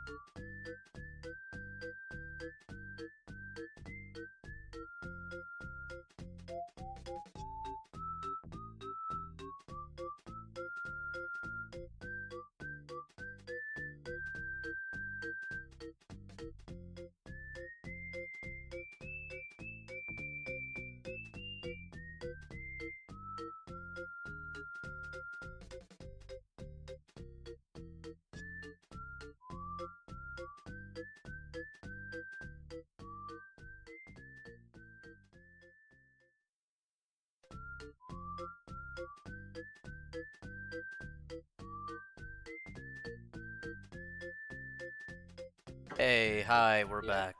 Hello. All right, we're gonna continue right now. Online and a walkthrough of the game by a member of the Oh EVE. wait, I'm not I'll stream that shit to me. Yeah, Stream that shit to me. Whoops. My Let me add it. Let me my add it. EVE apologies. Volunteer Group. The EVE Volunteer will explain to the user the differences between the two games and ease the transition into EVE from Earth and Beyond. End quote. These new players were entering the game during a time of extreme instability in the in-game economy, and only a few months after these new players joined and were attempting to establish themselves, Nullsec was fractured. The offer that CCP had made to Earth and Beyond players proved to be a resounding success, and many groups in the dying game moved wholesale from one game to the other, providing them with an immediate source of manpower. However, those Immediate more manpower. aimless players coalesced into a new corporation which they named Celestial Horizon. These With names are thousands of terrible for players, these companies. The already massive Celestial Horizon had a far Yeah, larger kinda. population than the vast majority of other corporations in New Eden, and even though they were inexperienced, their numbers alone quickly made them into an industrial superpower who spent their early months in Empire space. They just created their own stockpiling liquid company, like, assets, and they're just their they're size making huge. them largely unassailable. This chaos meant opportunity for many new players, and some of the loudest were the Goons. Goon is an epithet worn proudly by the early internet users posting on the Something Awful forums, a group Oh. known for their irreverent, provocative manner. As online documentarian Bernie notes in his history of the site's operator, even the name Goon originates from the Goon. letter of an angry web admin who had been featured on the Something Awful website and Goon subsequently Squad. harassed by its forum members. Noticing the extremely accessible method Oh of my- distribution Hold on. Fucking Raichu just fucking farted. Oh, jeez. Oh, that is stinky. I'll be right back. Okay. Fucking, you atom bomb. Oh my god.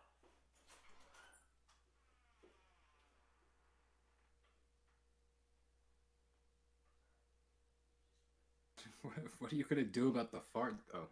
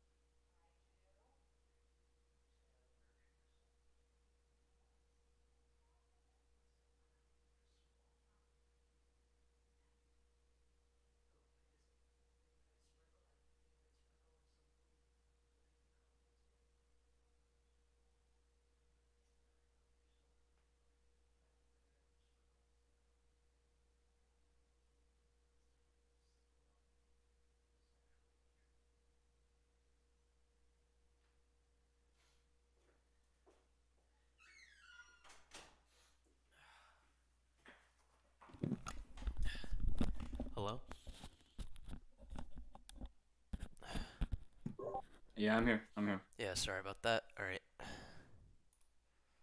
That CCP What did you even had do? adopted, some Fucking, whatever, I was just talking to Marina. She just came home. But Oh. also, she fucking, I had to make sure she didn't, write you. I almost said I make sure she didn't shit herself. I had to specify, make sure the cat didn't shit herself. Anyway. Gotta make sure she never farts again. Exactly. members of the board began posting threads encouraging other members to download the game and join. However, due to their inherently chaotic nature, it was difficult to wrangle them toward any common goal, and over the months, numerous goon-led corporations congealed and collapsed due to petty infighting. Andrew Drone chronicles the early months of the goons' presence in the game, where, after numerous attempts, one leader was able to coax enough of them into a single corporation, which was named Goonfleet. Their capabilities, however, were obviously lacking, given that almost every single player entering the corporation was entirely new to the game, with their only qualification being that they were a member of the Something Awful forums. They even paid to have That's banner so advertisements stupid. displayed on Something Awful, Okay. encouraging members to join Goonfleet, hoping to attract a large volume of That's a Nazi? Yeah, that's literally just a Nazi poster with the fucking grenades on it. Nice. Him just like poorly Nice. photoshopped. Their qualifications were online trolls And Nazis. and Nazis. Yeah, and Players. Something Awful definitely had it was kind of like 4chan, like even though it was like old, even though like 4chan I think is older, but it's kind of, do you know anything about Something Awful?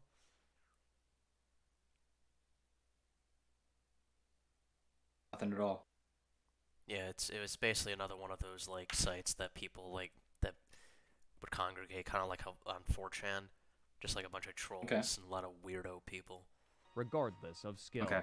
When a new member joined Goonfleet, they would immediately be given a ship and a personal lesson on how to play the game, but even so, they were woefully ineffective. Oh my This god. was a feature that they owned and incorporated into their fleet tactics. Rather than trying to field effective ships, they simply would outfit themselves in some of the cheapest ships and modules that the game had to offer and swarm their target.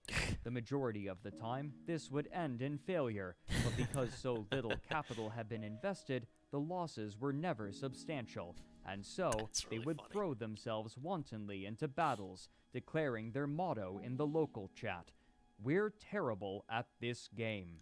Their practices, however, gave them a particular reputation with the rest of New Eden. Only those who had an active account at least 3 months old on the Something Awful forums were allowed into the corporation, but those who applied weren't always simply rejected. Responding to a thread from someone looking to join a corporation, one player said in the EVE Online forums that, quote, "Goonfleet don't recruit in-game. Any advice you get to the contrary will be from a goon trying to swindle you out of your assets. They'll charge an application fee or some such. Then, when you are successful, they will offer to courier your ships down to Nullsec. After you hand over your property, you will not hear from them again." End quote. Another player responds, quote, "If by some strange and bizarre miracle you do get into Goons, you will be forever shunned by the rest of the EVE community. Once you join Goons, that's it. You can never leave to join another corp or alliance. You simply cannot be trusted in any other corp or alliance. You might as well just delete your character and start over if you want to leave Goons." End Yo, quote. goons While or this was die. somewhat hyperbolic, it captured the general sentiment of New Eden. There were the goons, and then there was everybody else. While their money wasn't boycotted, few wanted much to do with them besides trade. As Nullsec grew more competitive, it became clear that the goons would need allies, and so they created a larger alliance under which all goons and those corporations within the Oh, game there's who that wanted bee. to join them could participate. Goon Swarm. The work The History of the Great Empire of Eve, an outsider's perspective, speaks to the reputation of the goons. Quote, "To best understand Goon Swarm, you must first understand goons. The goons are not native to EVE Online, but rather are a form of invasive species. The defining psychology of the community is that there is us and there is them. Non-members are inferior to members, and many goons delight in the misery of non-members, or pubbies. EVE Online is not the first game to be visited by the goons, nor will it be the last. The goons move like locusts between online games, establishing themselves quickly and attempting to conquer the game in order to inflict the most misery for all those not part of the swarm. It sounds like it's racist, but I kind of understand what they're saying. Like, hold on. These dirty fucking grimy goons are stealing our well, job. okay, the non-members are inferior to members, and many goons delight in the misery of non-members or puppies. You might as well shoot them if you see them. No, how goons treat non-members, that's racist, but it's also like these guys treating goons like they can't be trusted. I kind of understand that because there's always like people that are literally going to join like a really well-established community just to troll. That's what goons are. They're just trolls, you know? Imagine paying $10 to join the goons. Like it's no different than like people coming from like 4chan and wrecking your shit, like or like Reddit, I guess. But yeah, something awful. I don't think it has much presence these days, but it basically was like another 4chan back then. Yeah, I never heard. It's kind of like how E-Bombs World kind of existed alongside Newgrounds as like an alternative, but like they very similar in concept. They're just like a, flash games and weird online shit. Almost every major competitive online game has a clutch of goons deconstructing the game and their enemies. End quote. These alliances that established themselves were taking advantage of the final period of time in which a new alliance could feasibly capture and hold territory for years to come, and the radical shifts in the fundamentals of the game would establish what would become the first great empires, bending their industrial might for control over weapons that could decide an entire battle with the press of a single button. Cold War edition. On June 29, 2005, CCP announced a bevy of updates, most important among them being 2 new classes of ships. Dreadnoughts were a specialized class that wielded weaponry designed to attack the stations that had become vital for warfare. Ships have a really Controlling unique look a station allowed the fighters of a defending or invading force to shelter in a safe hub from which they could launch their fleets, and dreadnoughts wielded the firepower to assault such bulky emplacements. Much larger than battleships, formerly the largest class of ship in the game, dreadnoughts could enter siege mode, which would render them entirely immobile but grant a significant firepower increase. Constructing a dreadnought, however, was a massive undertaking, requiring new starbase modules called capital ship assembly arrays. Rather than assembling the dreadnought in full, there were multiple parts, each of which had to be fabricated separately and then combined to create the completed dreadnought. In order to move the massive amount of materials required for such a ship, the second class that they announced was the freighter. Significantly larger than their older counterparts, these freighters were capable of moving materials on an unprecedented scale. But while they were typically well armored, they would still be obvious targets for pirates and saboteurs. The implication was clear. In order to project power and protect what territory they had, alliances now were forced to turn inward and leverage their economies into production.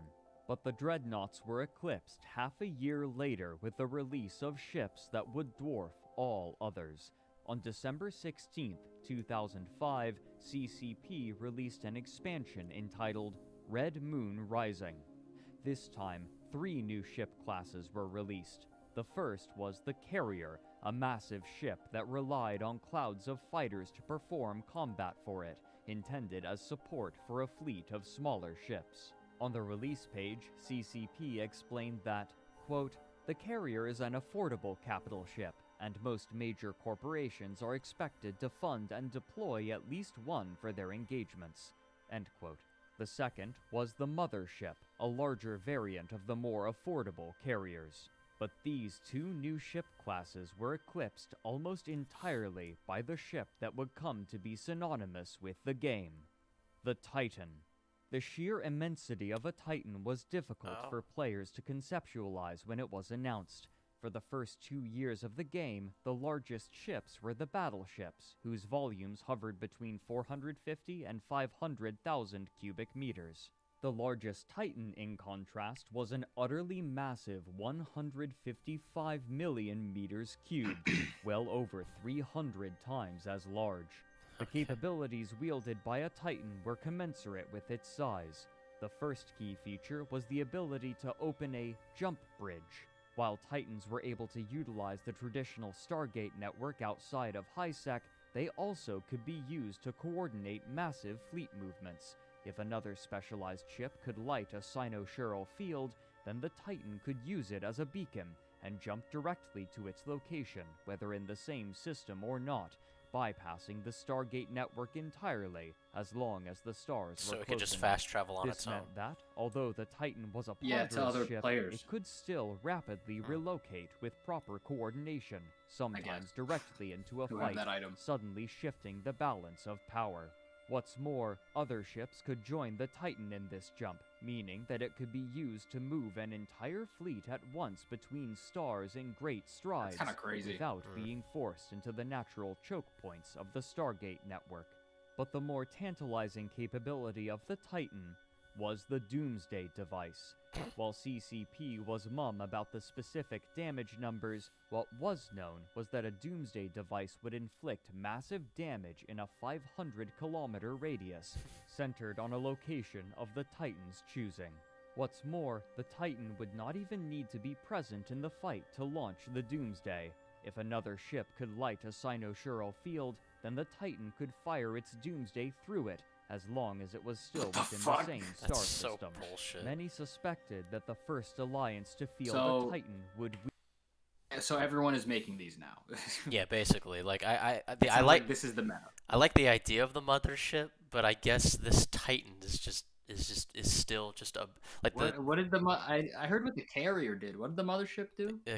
mothership was just like a more expensive version of the carrier, and then I guess the Titan came out like a little after that update and just completely dwarfed, and I guess is still synonymous with EVE Online, so it's still like used to this day, I guess. That's crazy. That is crazy. Fuck. You teleport around. I mean, holy shit.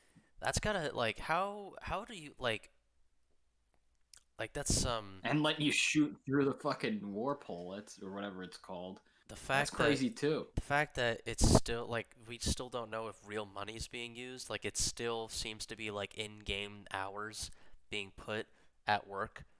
wield unprecedented power and become nigh unstoppable. Due to its area of effect, the power of a Doomsday scaled with the number of fighters on the battlefield, and over time, battles involving hundreds of players had become more and more common, further emphasizing the imminent importance and dominance of the Titan. Beyond these more immediately impressive features, the Titan also served as a mobile platform from which war could be prosecuted. Players who died could respawn inside of the Titan and take a new ship stored in its hangar to join the fight once again, meaning that a player whose pod was destroyed would be able to rejoin combat immediately, as long Oh, as it's a supplies spawn were point. available. But before their incredible might could be wielded, one would have to be built. Much like the dreadnoughts before them, the different parts of the carrier, mothership, and Titan would need to be constructed separately in different capital shipyards, then brought together and assembled. No power based in Empire space would have the resources or capital required for such a massive undertaking, and even if one did, they would have war declared upon them immediately, and their capital shipyards would be divested Nobody's from allowed them. to build them. But even in Nullsec, Andrew Groen notes that there were only 2 alliances who could feasibly produce the first Titan, and they so happened to have laid claim to territory immediately next to one another. The warlike band of brothers, who had earlier crushed the alliances in the north, and the overwhelmingly massive Ascendant Frontier, consisting of former players from Earth and beyond. As cool as this all sounds, I also feel like I would want to play alone sometimes and like not have my shit destroyed. You know what I mean? Like I feel like you yourself can't make the Titan. Hundreds of you have to make these ships at some times. And I feel like that makes it like not as fun because sometimes I just want to Yeah. own something that incredible myself and call it myself, but no, I have to share it with hundreds of people. Well, it sounds like that exists. It sounds like that exists in the game. You know, like solo trading or like being a pirate or something. I mean, it sounds like you could, feasibly do that type of shit solo. Right, but you will never be able to get It these does seem like there's a gigantic lot of coordination involved. yeah, but you'll never be able to get these like gigantic warships on your own, and that's kind of disappointing. No. Yeah, no. Of these two, Ascendant Frontier had the clear advantage. While skill and coordination could readily win a battle during this stage of the game, there was no way to outproduce a group with so many members. As Groen notes, quote, Ascendant Frontier was not focused on expansion or military endeavors as Band of Brothers was. Ascendant Frontier had come to own a huge swath of territory in the south, but its members' true passion was industry. Ascendant Frontier wanted to create a prosperous hub of trade and commerce in Nullsec. It was working, too. It was pumping out space stations, outposts, and capital ships at a rate many times faster than the next closest industrial powers of the era. End quote. But to accomplish this feat, they would have to overcome a new hurdle: espionage. While often neglected in the first few years of EVE Online, its role in the operation of large alliances had increased, as had its notoriety after a particularly high-profile case. While most mercenary groups specialized in combat, another corporation, named the Guiding Hand Social Club, would instead perform contract work for clients looking to subvert their enemies. Sometime in late 2004 or early 2005, an anonymous client approached the Guiding Hand with a contract and a massive sum of ISK, hoping to buy their services to target Ubiqua Seraph, a large corporation of the time. They asked that Ubiqua Seraph's The hell was coffers that? be ransacked and their communal hangars emptied of ships, but the contractors would be allowed to keep all of what they pillaged. The only object that the client wanted was the corpse of the CEO, Mural. The leader of the Guiding Hand, Istvan Shogatsu, was similarly disinterested in the spoils, though he accepted these terms all the same. The Guiding Hand spent months infiltrating, earning positions of trust and authority. They were more successful than their client could have dreamed. This is like a Multiple fucking members like found medieval themselves entrusted medieval with warfare much of in the space in corporation's our assets, time. and one agent, named Zemdal, found themselves as one of Mural's lieutenants. Istvan explained, quote, Arenis Zemdal is what we call a Valentine operative. Essentially, his job is to seduce and entice an objective into a state of trust and confidence. As such, we'd call Mural's relationship to him moments before the strike endeared. End quote. On April 18th, 2005, the code word was sent to every agent: Nicole. Immediately, the corporation was drained of all of its liquid assets and much of its stores of supplies, and Zemdal collected the CEO's corpse along with a squad of Guiding Hand members who had rendezvoused to help deliver the killing blow. Istvan made a public announcement shortly after, with characteristic flair.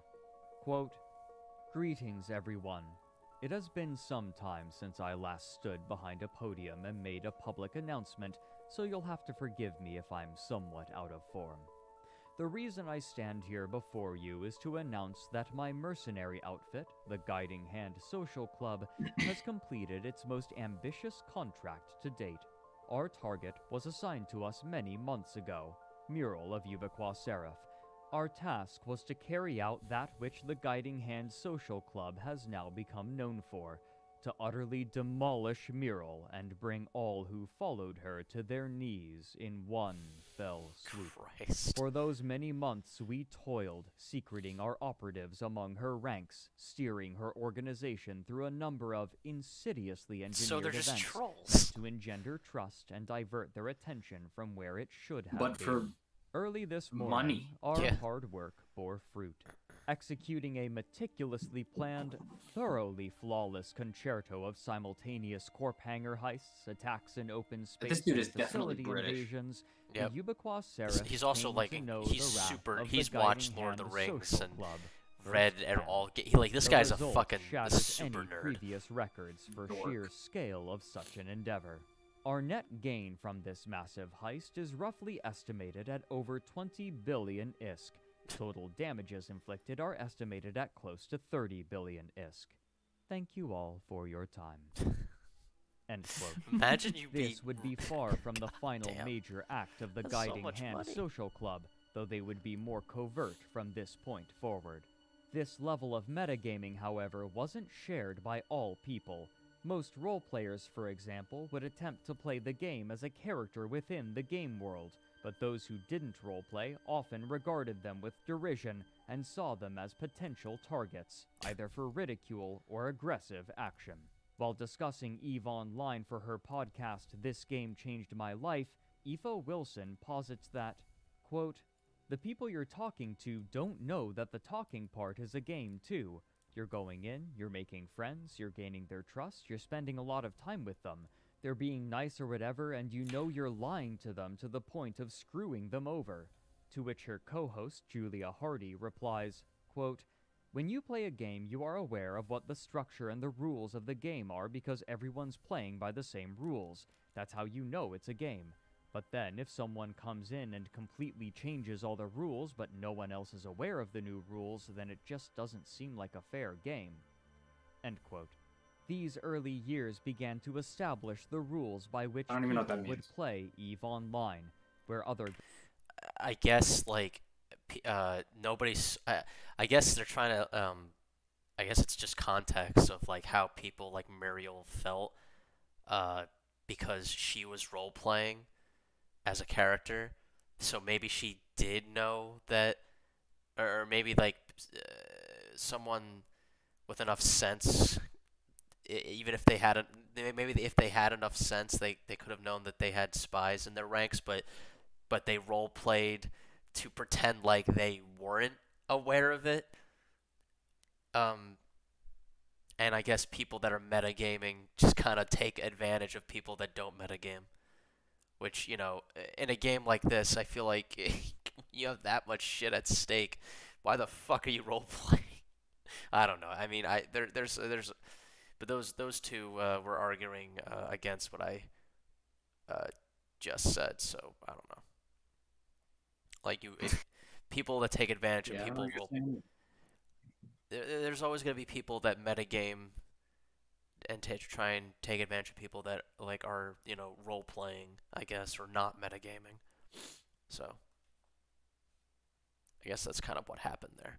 games of its ilk were played mostly within the game world, and this was generally respected by the other players, real-world duplicity was gradually becoming a normal and expected part of New Eden, whether the existing players wanted it or not.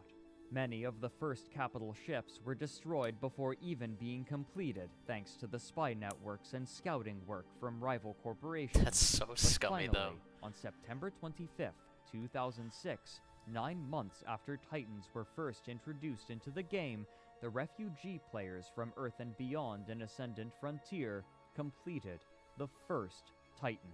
Triumphantly, their leader, Sivok, flew it into the capital system of the Alliance, allowing everyone to marvel at the finished Avatar-class Titan, which he named Steve.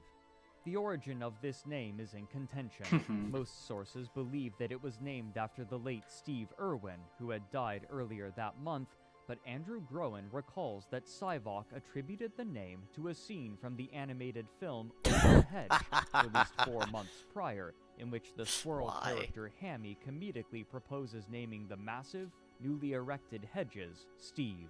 Whatever the origin Why? of the name, the completion of Steve heralded. Oh my God, did you war. see that? That's Whatever the fucking- that was origin of the Halo font, name, yeah. The completion of Steve Yeah, it definitely is. heralded war. Immediately, their enemies. I love the idea, like me and my army of like hundreds of other fucking bros built the first Titan, and they're just flying around the solar system, showing it off, Yeah. and not expecting anyone to fuck with them. Band of brothers invaded. I'm waiting for when The hackers power become a of thing Steve in the this Titan story. blunted their advance simply with the threat of its presence until December 11th, 2006. During a large-scale battle, Psyvok unleashed his doomsday safely through a cynosural field, then jumped to a safe point 20 systems away. But what happened next would change the paradigm of players for years to come, and would pit Band of Brothers against the rest of New Eden. More importantly, though, it would also begin a process that would sour the relationship between the developers of EVE Online and its players. Good. The developers have to fucking fight them now. Good.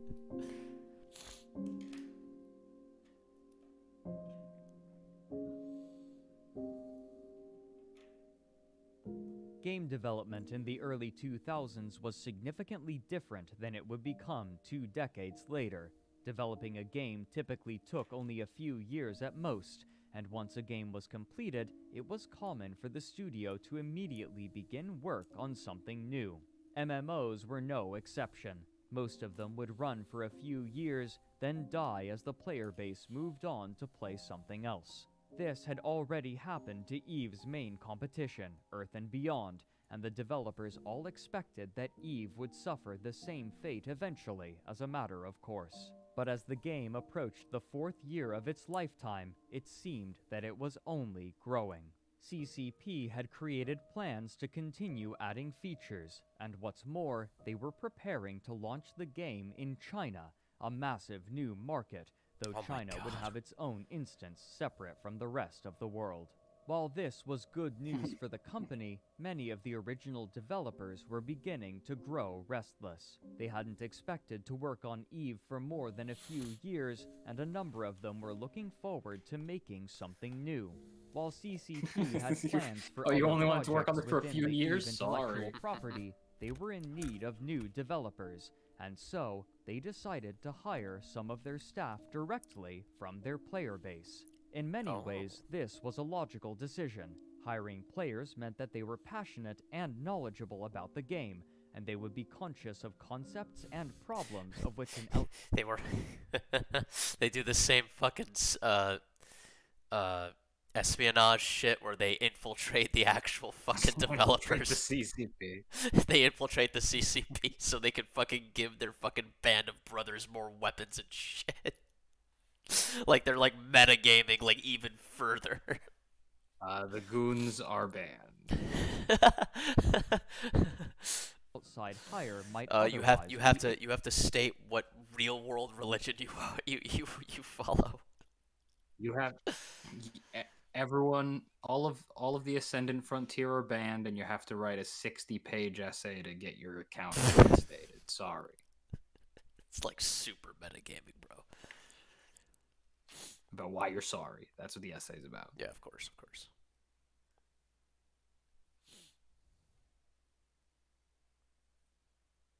Is it buffering? Yeah. I mean, it's a long video. ignorant. There you go. It also meant that they would need less training to learn about the intricacies of EVE. Besides technical know-how, these developers would typically continue to play even after being hired, which meant that they were passively listening to the information that flows through the undercurrent of New Eden I knew it. in the form of Fucking word of espionage. mouth, rumors, and propaganda. In this way, they could It's adjust the reverse of what we servers were thinking, quickly though. to anticipate battles that were about Developers to take are going place undercover. and reduce the effects Well, of they lag, were as hired well to as be gather developers, information. so now they're because if all they do Yeah. yeah, they were hired to be developers, and if they were already playing EVE anyway, like what else are they doing in their free time? Like they're not, like they're just going home and playing EVE, and they're going to work and they're making EVE, Yeah, I wish that was like a Like a real common thing. practice? Like if you were a fan of the game. Yeah, like if you were like a big enough fan of a game, like It the does. company would start to look into you, I mean, it does like as a happen. hire. It does happen, but it's not. Yeah, It usually if you're, a if big you're shot, into mods. or if you're a big shot, like Matt Pat. I don't know. But he got hired by Five Nights at Freddy's. Or Toby Fox. I mean, he made his own game, but he was also like hired by Nintendo to do like some other like fucking shit with them, like make music. And... Toby Fox needs to put out more games. He needs a fucking company at this point. Toby, if you're watching this, get your shit together. What the fuck? He's like, no, I could do What it is your problem? because he doesn't trust anyone. Yeah, you fucking loser. What are you doing? Hanging out in your basement for fucking 24 hours a day? Hire a team. I know you have the money now, you weirdo. He definitely has the money. Anyway. In this way, they could adjust the servers quickly to anticipate battles that were about to take place and reduce the effects of lag, Oh, okay. as well as gather information Actually for isn't balance as changes faster selfish. than they otherwise would be So able. it's not as selfish. But these new hires created unique problems. Those players willing and able to accept work at Crowd Control Productions were often among the most dedicated and active, and for many, EVE had become a significant part of their lives, deliberately altering their schedules so that they were able to add their This is a firepower to fan-made important video, by battles the way. and assist their What?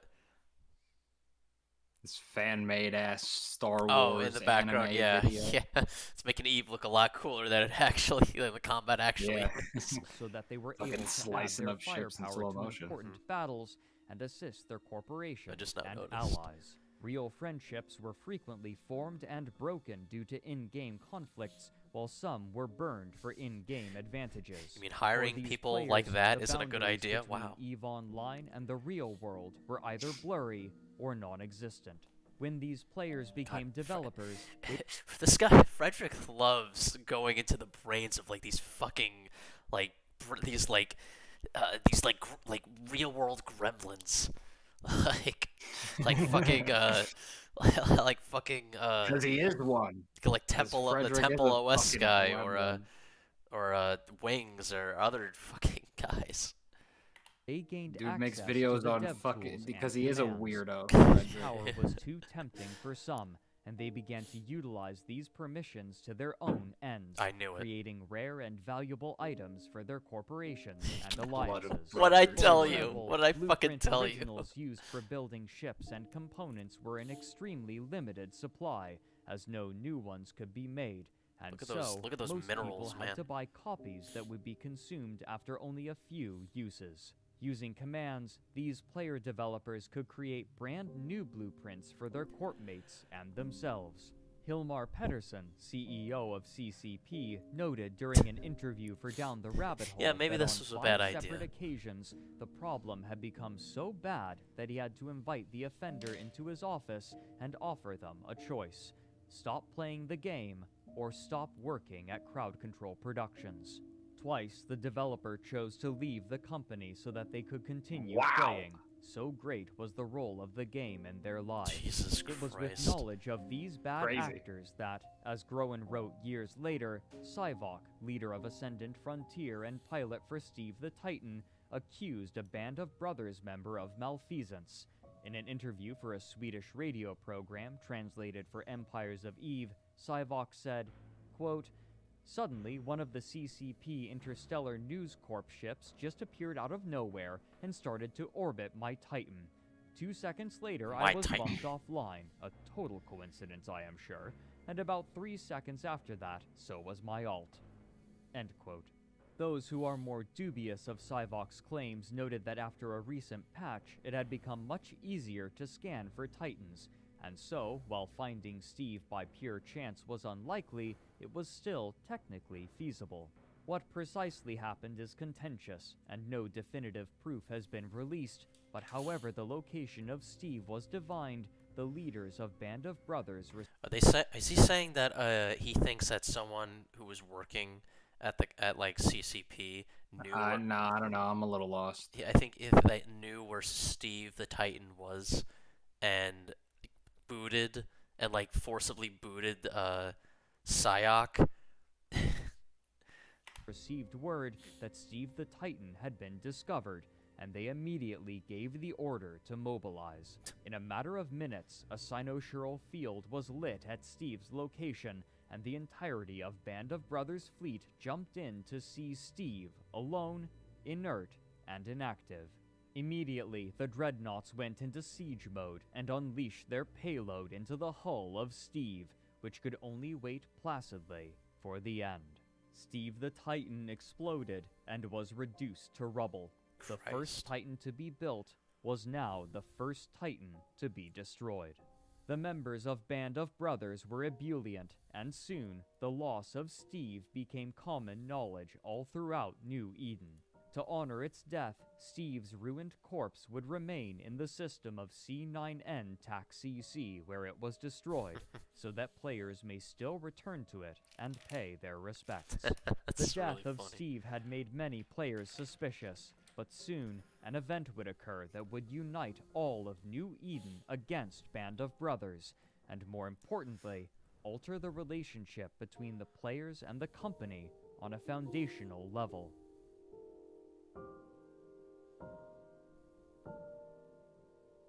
Band of Brothers, or someone in the Band of Brothers is a mole, like a CCP mole. That's how they got the information. Oh, of where Steve was? Yeah. In January That's what the guy was 2007, implying. A hacker responsible for releasing private information on Goonfleet, going by Kugutsumen, approached them, offering to hack their enemies for free after his client from the Coalition of the South refused to pay him for his services.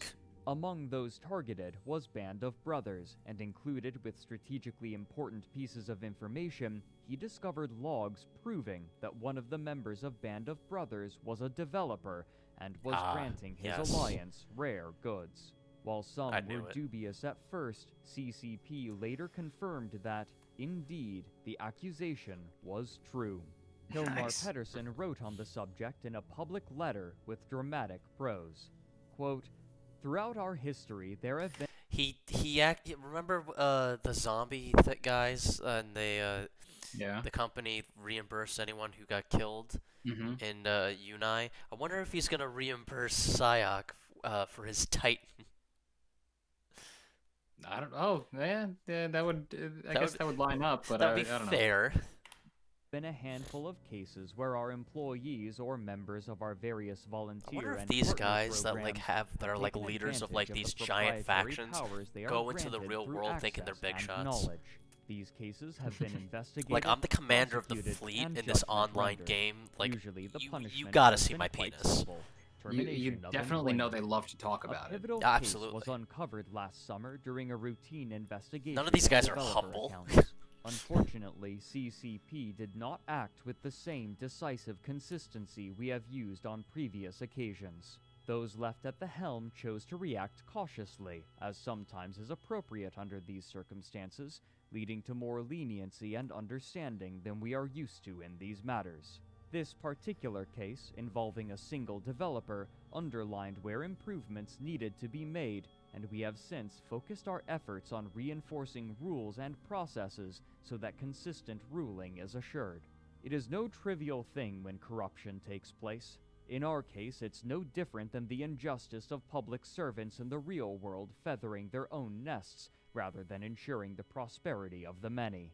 Living in a country of a comparable population as the world of Eve, Iceland only has 300,000 inhabitants, I sure know how it can feel when governance is not balanced and feeling powerless to stop it. I am certain that members of the Eve community are now going through similar emotions. I am sure that we all appreciate that it is no coincidence that Dante reserved the lowest level of hell for the worst of those who betrayed their benefactors. In our case, I would regard the Eve community as our benefactors. We are not the gods or the masters of EVE Online or the EVE community. We serve the community. You have entrusted us to safeguard your hard work." End quote. The death of Steve the Titan had raised suspicions before, and now those suspicions had proven correct. Band of Brothers were cheaters. Many in Nullsec had long hated Band of Brothers for various reasons, chiefly their imperialist aims and elitist attitude. But now, all of New Eden had been granted a new ideological casus belli. While exploits, glitches, and unintended mechanics are common in games such as EVE Online, this was different.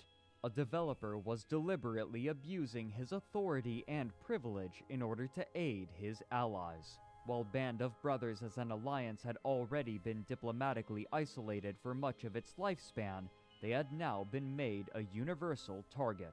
Players all over New Eden were enraged, snidely calling them Band of Developers. Even though most players weren't present in Nullsec, estimates state that over half of all players somehow participated in the war that would become known as the First Great War of EVE Online. With the majority of players in New Eden choosing a side in the EVE war, News. propaganda became more vital than ever. Oh my and the God, precise truth propaganda. was becoming more and more difficult to ascertain, altered with flowery embellishments. Please don't show In a me blog EVE post Online from October propaganda. 2007, The propaganda war. For the love of Christ. This is Eve News. That's that's what Joe showed me. He was like, "Yeah, that's my captain." Like, and his avatar was just going like, "Hey," and he did like a on fucking Eve interview. News? Yeah, and he did like an interview with his avatar. Oh Christ! I want to see propaganda. EVE blogger Nate Combs writes that, quote, "The propaganda machinery of the coalitions play a vital role in keeping players informed of the Coalitions. big picture. The little guys struggle one ship, one system, one corporation and alliance at a time, and read the cues and spin from the mouthpieces up high. Of this recent turn, Band of Brothers has fashioned a very slick propaganda video, spinning the retreat in heroic terms, in contrast to a more prosaic reality.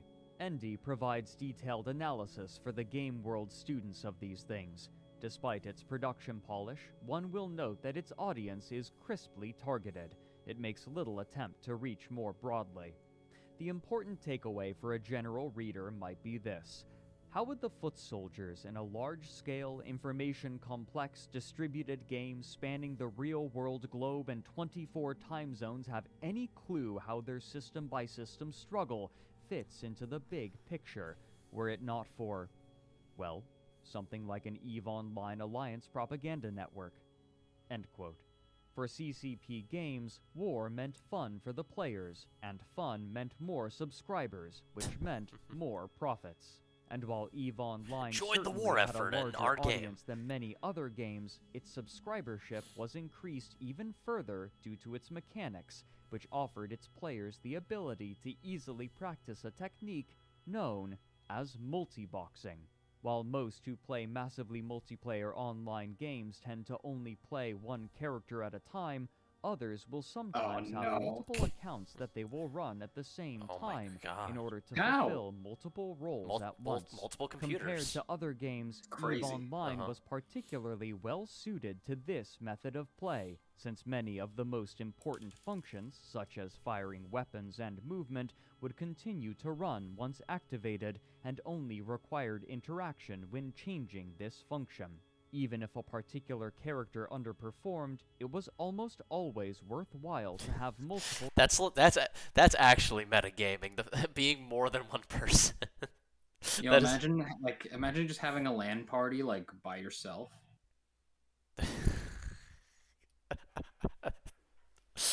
That's so sad. But if it works, it works. Sometimes and I love. You gotta have 2, 3 mice and keyboards that you're fucking around with, because you can't use one keyboard. You gotta use your fucking toes, dude. Dude, the foot gamers. Oh my god, the foot gamers. The foot fungus gamers. I imagine like WoW or Final Fantasy 14, like they advertise like, oh yeah, by the way, this war that's going on between like like our fucking player base, not like the NPCs. This isn't like an update. Like there's a real war going on.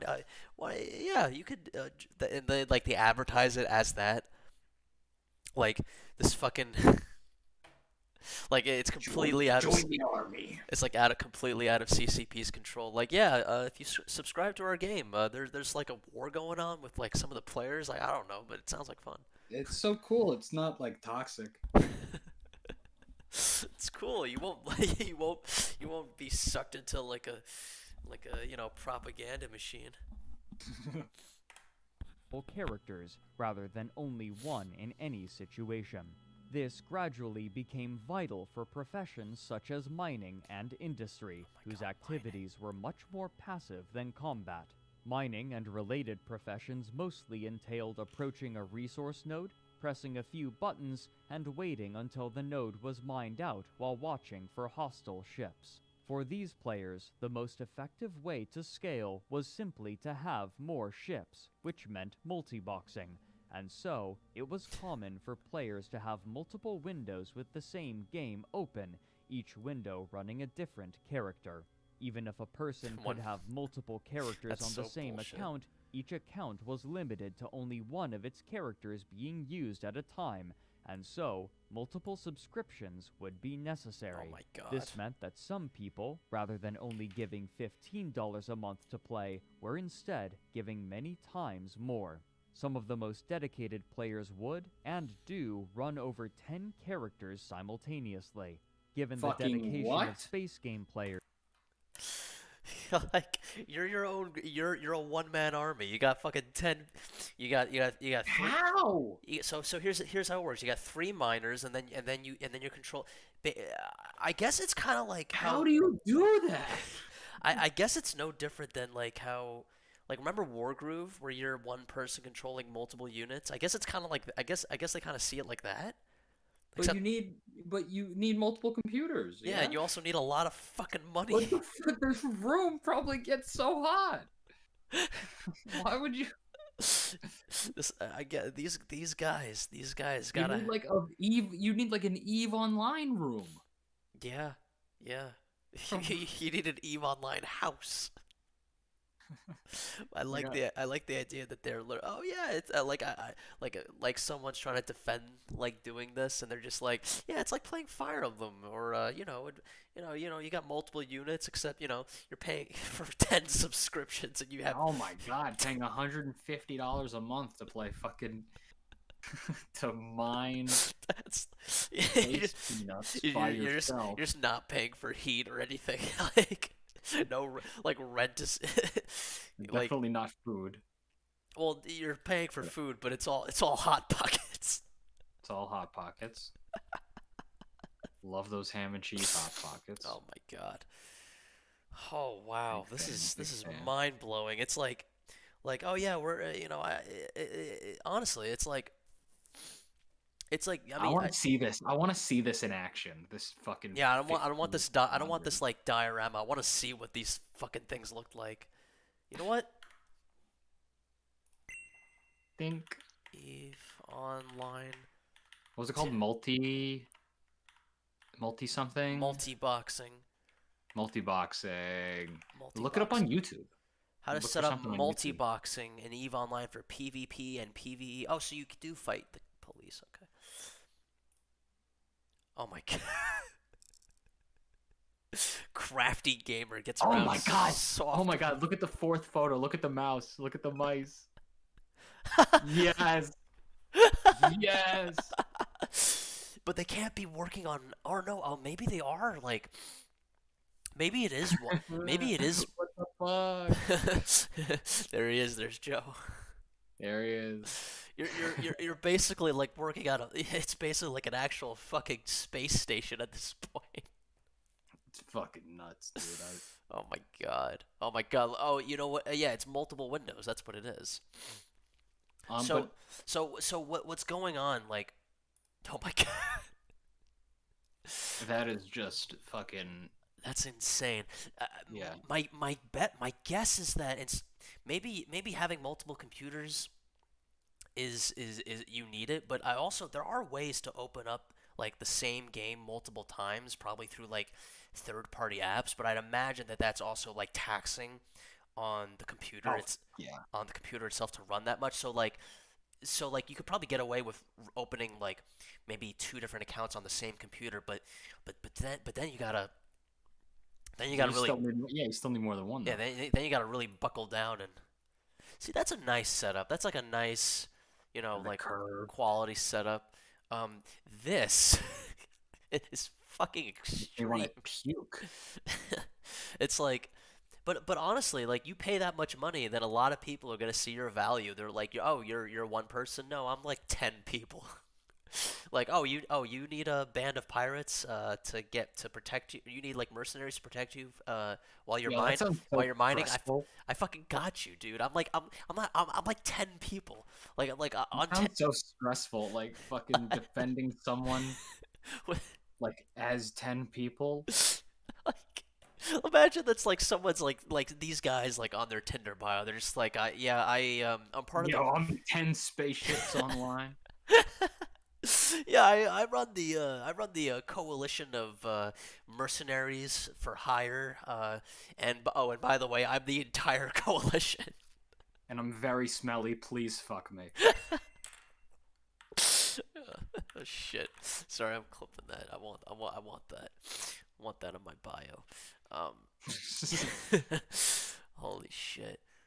Oh, dude. Oh, they're doing. Oh, yeah. These are some of those adjustable. These are like some of those adjustable, like monitors that you could flip sideways. And I'm guessing that Oh yeah. it's like two different accounts open on one screen. So that's 10.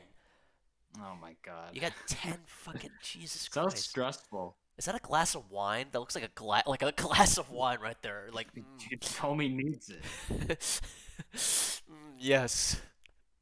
I am not only gathering resources, I am protecting myself and from myself because he's not only like half of the like he's that fucking bored and desperate for interaction. He's mining but also attacking himself at the same time. That would be a very funny use of multi-box. You're at war with yourself. You're just playing fucking one-man chess. It's like solitaire, but not really.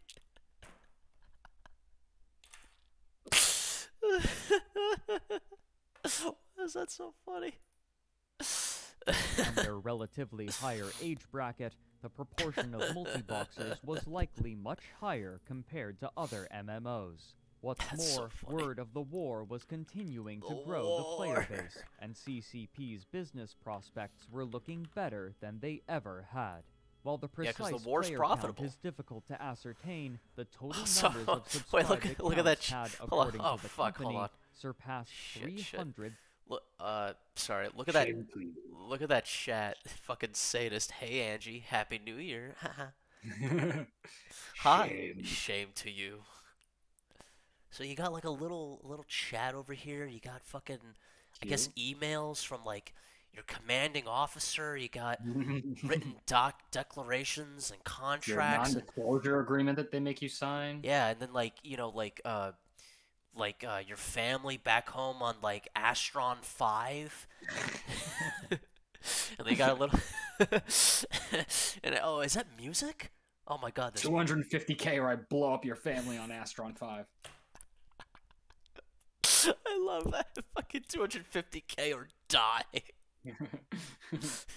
I love how that was like early on, and then like as the game evolved, so did like manners, like proper Eve manners. They're just like, I hate to trouble you on this fine mining experience, but I regret to inform you that the Brotherhood Without Banners has formally requested you fork over all of your fucking money, or we will blow up your home planet.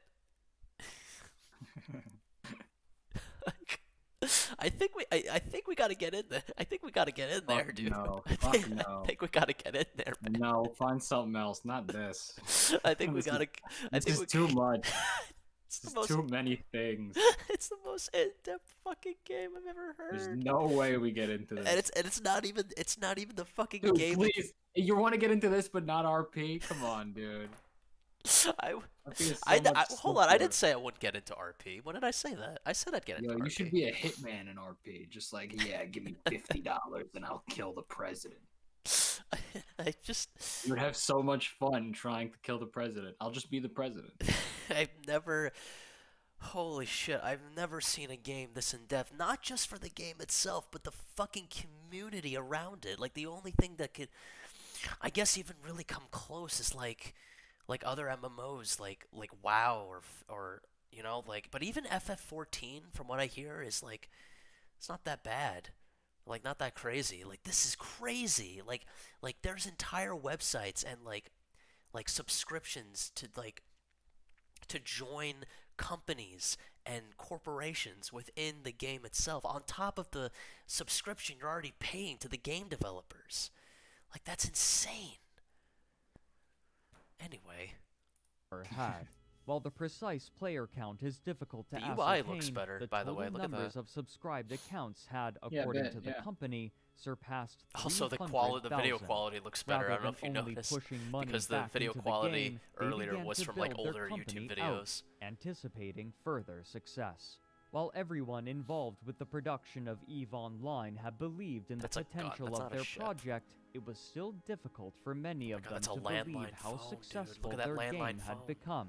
But the executives at the Craziness. company Look at that wasted Coca-Cola. no time Oh my looking God. for ways to grow the IP, That's a brew. both That's to a brew. capitalize on the success of the game Sponsored by and grow the Coca-Cola. resilience of the franchise to compete with other They really do have MMOs. unique ship In designs. Like, 2004, World of Ooh, uh-oh. Warcraft had been launched by Ooh. Blizzard Entertainment, Uh-oh. developers of numerous well-regarded games such as StarCraft, the Warcraft series, and the Diablo series. oh yeah, much- that's true. World of Warcraft is spawned from Warcraft, which also is still ongoing. I think like Warcraft 3 is like still like it's like a thing, like a separate thing than World of Warcraft, and then I completely forgot about fucking StarCraft. Like I don't know dick about either of those games that are not World of Warcraft. StarCraft, I'm pretty sure is like another MMO. Well, yeah, obviously it's another Blizzard MMO. But it's yeah, it's an RTS. It's an RTS basically.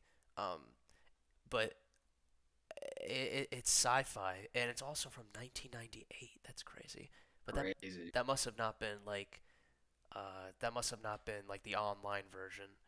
Like the current version, or like the version that we hear about today is, you know, online. But it's not like, but there's downtime. Like I'm guessing like you go into an area and you could turn the game off and not be bothered. You know what I mean? Like you could log off, unlike, this. Also, I'm pretty sure it's StarCraft doesn't have there's no ships or anything like that. You're just like you're kind of just controlling a bunch of guys on like a grid in like a sci-fi setting. There's like you're not like Oh. flying around space. Yeah, it's a different. Also, it says that there was a StarCraft game on the N64. Nice. That's interesting. Like their other titles, Diablo. World of Warcraft, known as WoW in shorthand, was a massive success Shant. upon launch, and even as the years wore on, its subscriber count was only growing. There was some speculation about whether or not 2004. WoW would swallow the entire market. The foundation of these fears is dubious. World of Warcraft and EVE Online occupied drastically different niches. WoW is Yep. what is now known as a theme park MMO, guiding the player through a series of set pieces in an expected sequential order and progression. EVE, in contrast, is known as a sandbox, granting the player a variety of tools and the decision of what they wish to accomplish with these you have to tools. follow the rules Similarly, of other while people. players of any particular that are character playing, you level know? in WoW will typically only be seen with others of the same level bracket, it's commonplace for a fleet in EVE to be comprised of players with widely different character skills accumulated. Still, there was a significant fear that the harsh and hostile nature of EVE would push players into the much more inviting World of Warcraft. The dedicated EVE player base took to referring to WoW pejoratively. An oft-repeated insult was that, An EVE player leaving for World of Warcraft increases the average IQ score of both games. But soon, Crowd Control Productions would begin competing with Blizzard in an entirely different way. In 2006, CCP announced a new collectible card game named EVE: The Second Oh, Genesis, no. identical to its namesake game on launch. During this time period, many creative companies were looking to emulate the success of such properties as Magic the Gathering, Pokemon, and Yu-Gi-Oh! And the Ay. developers of EVE Online were no exception. Hoping to build excitement, Crowd Control Productions organized a 128-player pre-release tournament at Gen Con, a large gaming convention. I can't imagine At the this same did well. convention, Blizzard was giving a similar sneak preview of their own upcoming collectible card game, simply called the World of Warcraft Oh trading yeah, card I game. remember. Then, on November 11th, Zach had us play that at his house one time, and Oh, he did had he? yeah, and it was like a bunch of old WoW cards because I'm pretty sure that game, the original World of Warcraft game, just doesn't exist anymore, and he just happened to have a bunch of old cards. So I guess it 2006, just failed. less than a month after the launch of the card game, I don't Crowd remember Control enjoying it though. Productions announced that they were acquiring White Wolf Publishing, a prolific and well-established publisher of tabletop RPG games, including the popular Vampire: The Masquerade. Never In heard of it. 2005, CCP had quietly approached White Wolf, looking for assistance creating their collectible card game based on EVE Online. Later, in an interview with Shack News, White Wolf marketing Shack. director Kelly Barnes Herman stated that, quote, "Because of our history in managing the award-winning Vampire: The Eternal Struggle collectible card game, White Wolf was able to make suggestions and provide some initial guidance to CCP in the first stages of the game launch, and now we are looking forward to working on the first expansion set in 2007." End quote. CCP had gone from making their own board game to buying another company to make tabletop games for them. What's more, CCP also announced that it would be publishing new games based on intellectual properties owned by White Wolf, including their World of Darkness setting, home to Vampire: The Masquerade. The immediate hope was for a sequel to the beloved cult classic Vampire: The Masquerade Bloodlines video game, a significant and undoubtedly costly undertaking. But a new Bloodlines game would not be as ambitious as another project that they were about to announce. In 2007, CCP announced a new massively multiplayer online Oh, game no. based on the White Wolf IP, simply titled I've never heard of White World Wolf, of have you? Darkness. However, details at the Nah. time were scant. In an interview with Eurogamer, CCP's marketing director Magnus Bergson I really said hope that they're not just quote, known "We're today not for really EVE hiding Online. any I hope that they're information like about it. they We have just other things don't under know their the belt release date because yet. I haven't heard of The CC. actual design I haven't and heard of exactly CCP. how Part of it's that going to Bloodlines be game. is being created right now. So when we Bloodlines? actually know all of that, Yeah, I we think can they actually did guesstimate end how up making long that it's game going to Bloodlines, whatever that game. Like they wanted to remake something that White Wolf made. I think I heard that happened. I hope that they're not just known for EVE today, like that they're known for like other things. I think regardless, they're probably known for EVE today. you Yeah, know? well, I know. I hope that that's not their only source of income. Like I mean, Eve sounds like I have nothing against Eve. But it just sounds crazy. to take. These games typically take 4 or 5 years to make. I don't think this is going to be any different. End quote. Now, as CCP were attempting to balance and progress EVE Online, they were also responsible for the development of an entirely new MMO. However, this wasn't the only new major project that CCP would announce. At their annual EVE FanFest celebration in November of 2007, the company showed a trailer for a massive update to the game that they called Ambulation. This future update promised players the ability to exit their ships in stations and meet one another in-game face-to-face, Oh. something that could potentially make the game far more immersive. Yeah. Despite the incredible amount of work that the company had promised to deliver, they were confident that they could fund numerous projects in part thanks to their growing and dedicated Yeah, subscribership, like actually driven moving by with your the character chaos instead of being on your churning ship, you know? inside of New Eden. Wait, what'd you- Churning inside of New dedicated subscribership, Hmm? driven by the chaos churning inside of New Eden. Because before it was just like all you were doing was looking at space and you were looking at your ships, but now being able Right, to yeah, I actually go follow. inside. Yeah. As the wars in Nullsec raged and EVE's player base grew, reporters within the Oh, yeah, gaming the war with industry the were Brotherhood. beginning to take notice. Consistently, stories Wait, of what were they called? The Brotherhood of Brothers? The Band of Brothers. Band of Brothers. I'm The gonna Brotherhood of Brothers. I'm gonna call them that. No, you know what? Me and you, when we start playing, that's what we're gonna do. We're gonna name our new group. I'm not playing EVE Online. I don't know how to make this more clear. We're gonna name it. We're gonna call it the Brotherhood Bro- of Brothers. But if we did have to make a faction, it would be called the Brotherhood of Brothers. Th- Yes. Thank you. The Brotherhood of Sisters. The Sisterhood of Brothers. The Sisterhood of the Traveling Brothers. Fuck.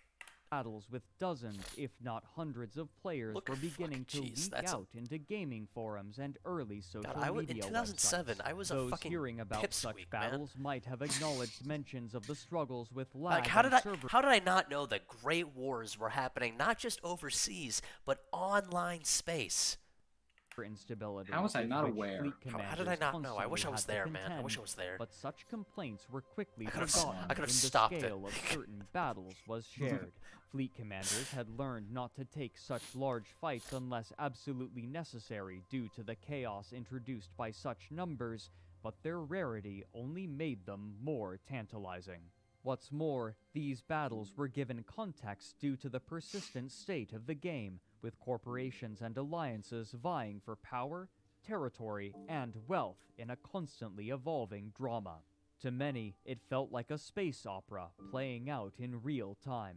In early 2008, one of the first articles detailing the ongoing Nullsec war was published for PC Gamer UK. The author, Jim Rossignol, opened by writing...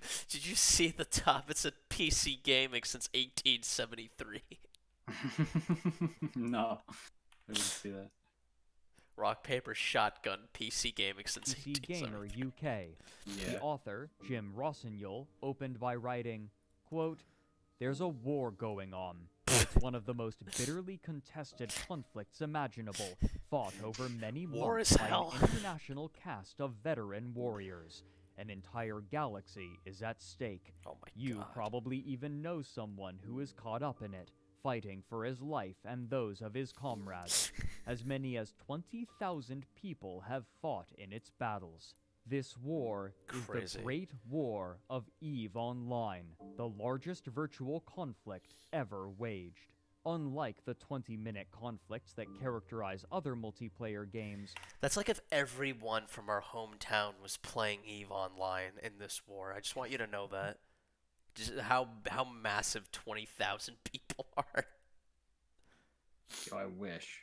this is a deathmatch that has taken place between fleets of hundreds in a continuous process that has lasted years.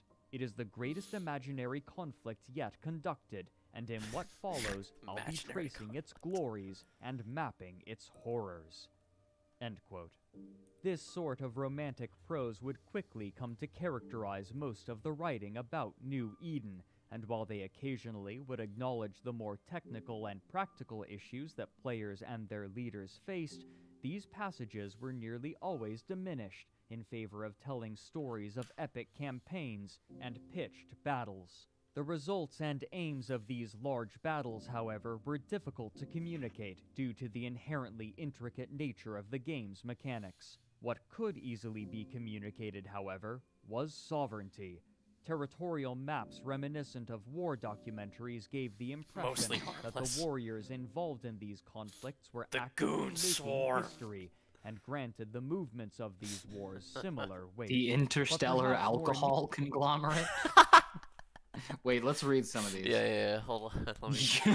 The top left is you what? God, you gotta live early 2000s. Katet, Pure. Does that say squad kill? Or I don't know. load kill? Hydra Alliance, Morsis, Mercenary Coalition. mostly harmless. Against all authorities? Is that what that says on The the Red bottom? Alliance. So there's multiple I like that there's multiple corporations and Goon Swarm, even though Goon Swarm was hated when they first came out, they have Band of Brothers in the bottom left.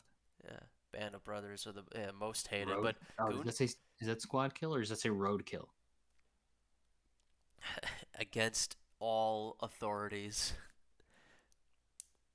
That's crazy. I like a Goon Swarm, even though they were hated for being trolls. They got quite a territory. Dude, I feel I like thought they were called like the something else, like the ad. Goon. Uh, They well no they yeah. changed to be the Goons. They changed to Goon Swarm, but also, Jesus Christ, I feel like I'm looking at a fucking I want to see the timeline of like hold on. I'll look into that later. But like yeah, please. like the fucking maps, like a map of like territories expanding and and like being like overtaken.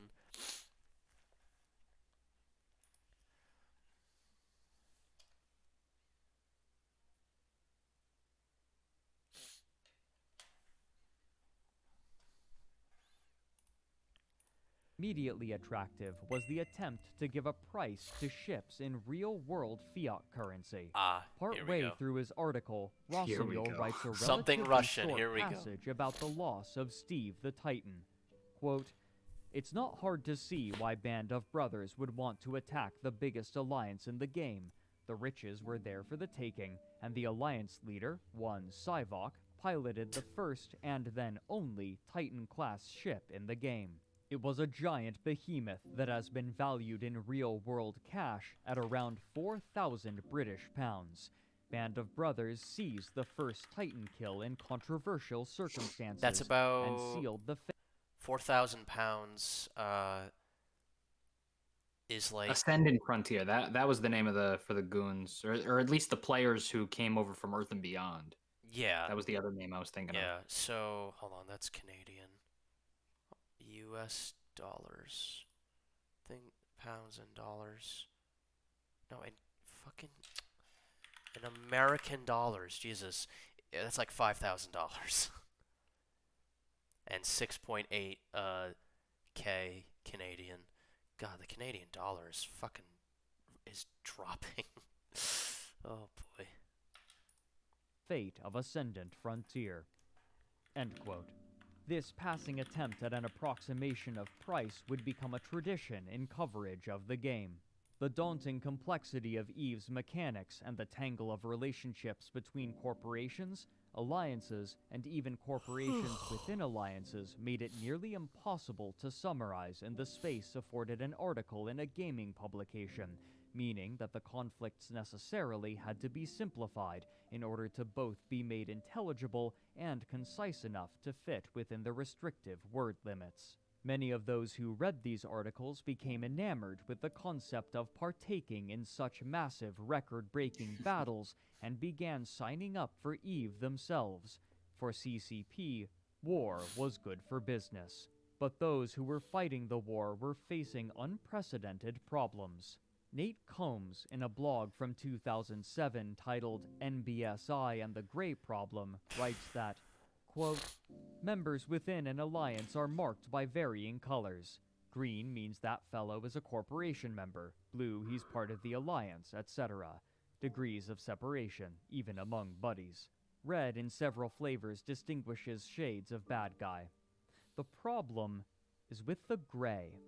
One of the trickiest herding cats problem in running alliances is making sure everyone is on the same page about the rules of engagement. Go to any alliance forum and ask what the current rules are, and you will hear a number of answers. Folks get confused about what they should do with the gray, and in the absence of knowing what they should do, they do what they think is right, which can be all over the board. Inconsistency is a hobgoblin to both sides of the gray divide. The good gray don't like going into areas where they are uncertain about who is on the same page, and alliances don't like grays getting into some areas since some grays may turn out to be bad apples. To make the problem worse, some alliances may vary their policy towards the Grey over time and circumstance. For example, when tensions are high, an alliance may enter lockdown mode, and its policy becomes one of shooting the Grey first and ask questions later. We don't know During more what you're peaceful siding with, times, so we're the gonna kill policy you. may be changed to be nice to encourage trade. It gets worse. Some of the very large alliances may have different policies for the different regions it controls. Talk about a headache if you're one of the few players, e.g. traders, who might travel great distances. Another problem with the Grey is that it is an alliance/corp-centric perspective. It is a first-person measure. You are neutral to me now. I may be, however, enemies to your friend, and that can lead to a more complicated relationship. End quote. These problems were only growing greater. Trade had been a key element that allowed the early nullsec Imagine you can't be friends with someone because you found out they're part of like a rival online faction. Like I know that kind of behavior exists, but I've never seen it in person. Yeah, it's a little bizarre. Getting. I mean, I can see it, but I mean, getting that much into it, you know. Yeah, like if I find out like my wife is part of the Brotherhood of Brothers and I'm part of Alcoholics Anonymous coalition or something. like oh, it just wouldn't work. Sorry, honey. I tried my best. corporations to build their first how Titans, could you do but this the to war me? raging was now making them more and more wary of neutrals, Blood who could be brothers of traitors all people. The or blood enemy of infiltrators. brothers. But these problems of were my being brothers. amplified in an important new way. After the collapse of Uli as a trade hub, traders an Hold on, important new way. let me look at these names. You got it's the can't pronounce Marzola, Flat cat. the Bubba, Smoking smoker. smoking smoker, Easy Snake. Okay. way. After the collapse of Uli as a trade hub, traders returned to the 4 different corners of Empire space in the north, south, east, and west. Oh yeah. In particular, they gravitated towards stations that hosted the best mission givers. While trading NPC goods had gradually been phased out and the player economy was allowed to supplant it, players could still earn money from NPCs through missions, and they tended to congregate within the stations that housed the highest earning missions. Entrepreneurial traders would offer weapons, ammunition, and ships for sale in these stations, hoping to sell to the wealthier mission runners at these convenient locations. However, more than just the mission runners were searching for these goods, and soon, a wider clientele was congregating around these stations as well. Recognizing this, more traders looking to sell their goods began placing their contracts alongside the others, even if they were unrelated to running missions, hoping to sell to those visiting the station. And so, the trade hubs established themselves and grew. Of the different trade hubs, the one that received the most traffic was the Caldari Navy Assembly Plant, located around the 4th moon of the 4th planet of Jedha. The higher population in the northern regions of Empire space was due in large part to the attributes of characters. I also like to point out that like nobody's living peacefully. Like everyone in this universe is actively doing something. Like you're not just like raising a like there's no like raising a family or like Raising a family of little spaceships. or yeah or like or like going to work on like Akron 6. You know, like everyone is in space doing something. You know what I mean? Like there's no I don't get to work at a fucking space McDonald's and just chill out. no, like you're Oh. on a ship doing stuff. Like you're just doing stuff. Like everyone is doing stuff at the same time. It's crazy. Also, I just want to never mind. I'll show you When later. creating a character, players are allowed to choose between the 4 different NPC empires: Amar, Minmatar, Galente, and Caldari, and of the 4, Caldari were by far the most popular race for players due to their favorable attribute distribution, given that attributes determine how quickly a character can Or you can learn go to skills, Nullsec and and just skills fucking determine what characters do are whatever you capable want. of performing. Soon, much like go back 10 UI seconds. before it, attributes determine how quickly a character can learn skills, and skills determine what characters are capable of performing. Soon, much like Uli before it, the system of JITA was host to hundreds of players every day looking to trade, and it was growing rapidly. But this time, Crowd Control Productions would be prepared. Since they had broken the Stargate links in Uli, they had been working on the server backend, as they realized that they would need to prepare for far more success than they had anticipated when they launched EVE Online. On March 1st, 2006, CCP Games announced a patch transferring the game onto new servers which utilized brand new, state-of-the-art AMD chips. Rather than trying to scatter the players again, now they would be doing all that they could to accommodate a naturally occurring trade hub.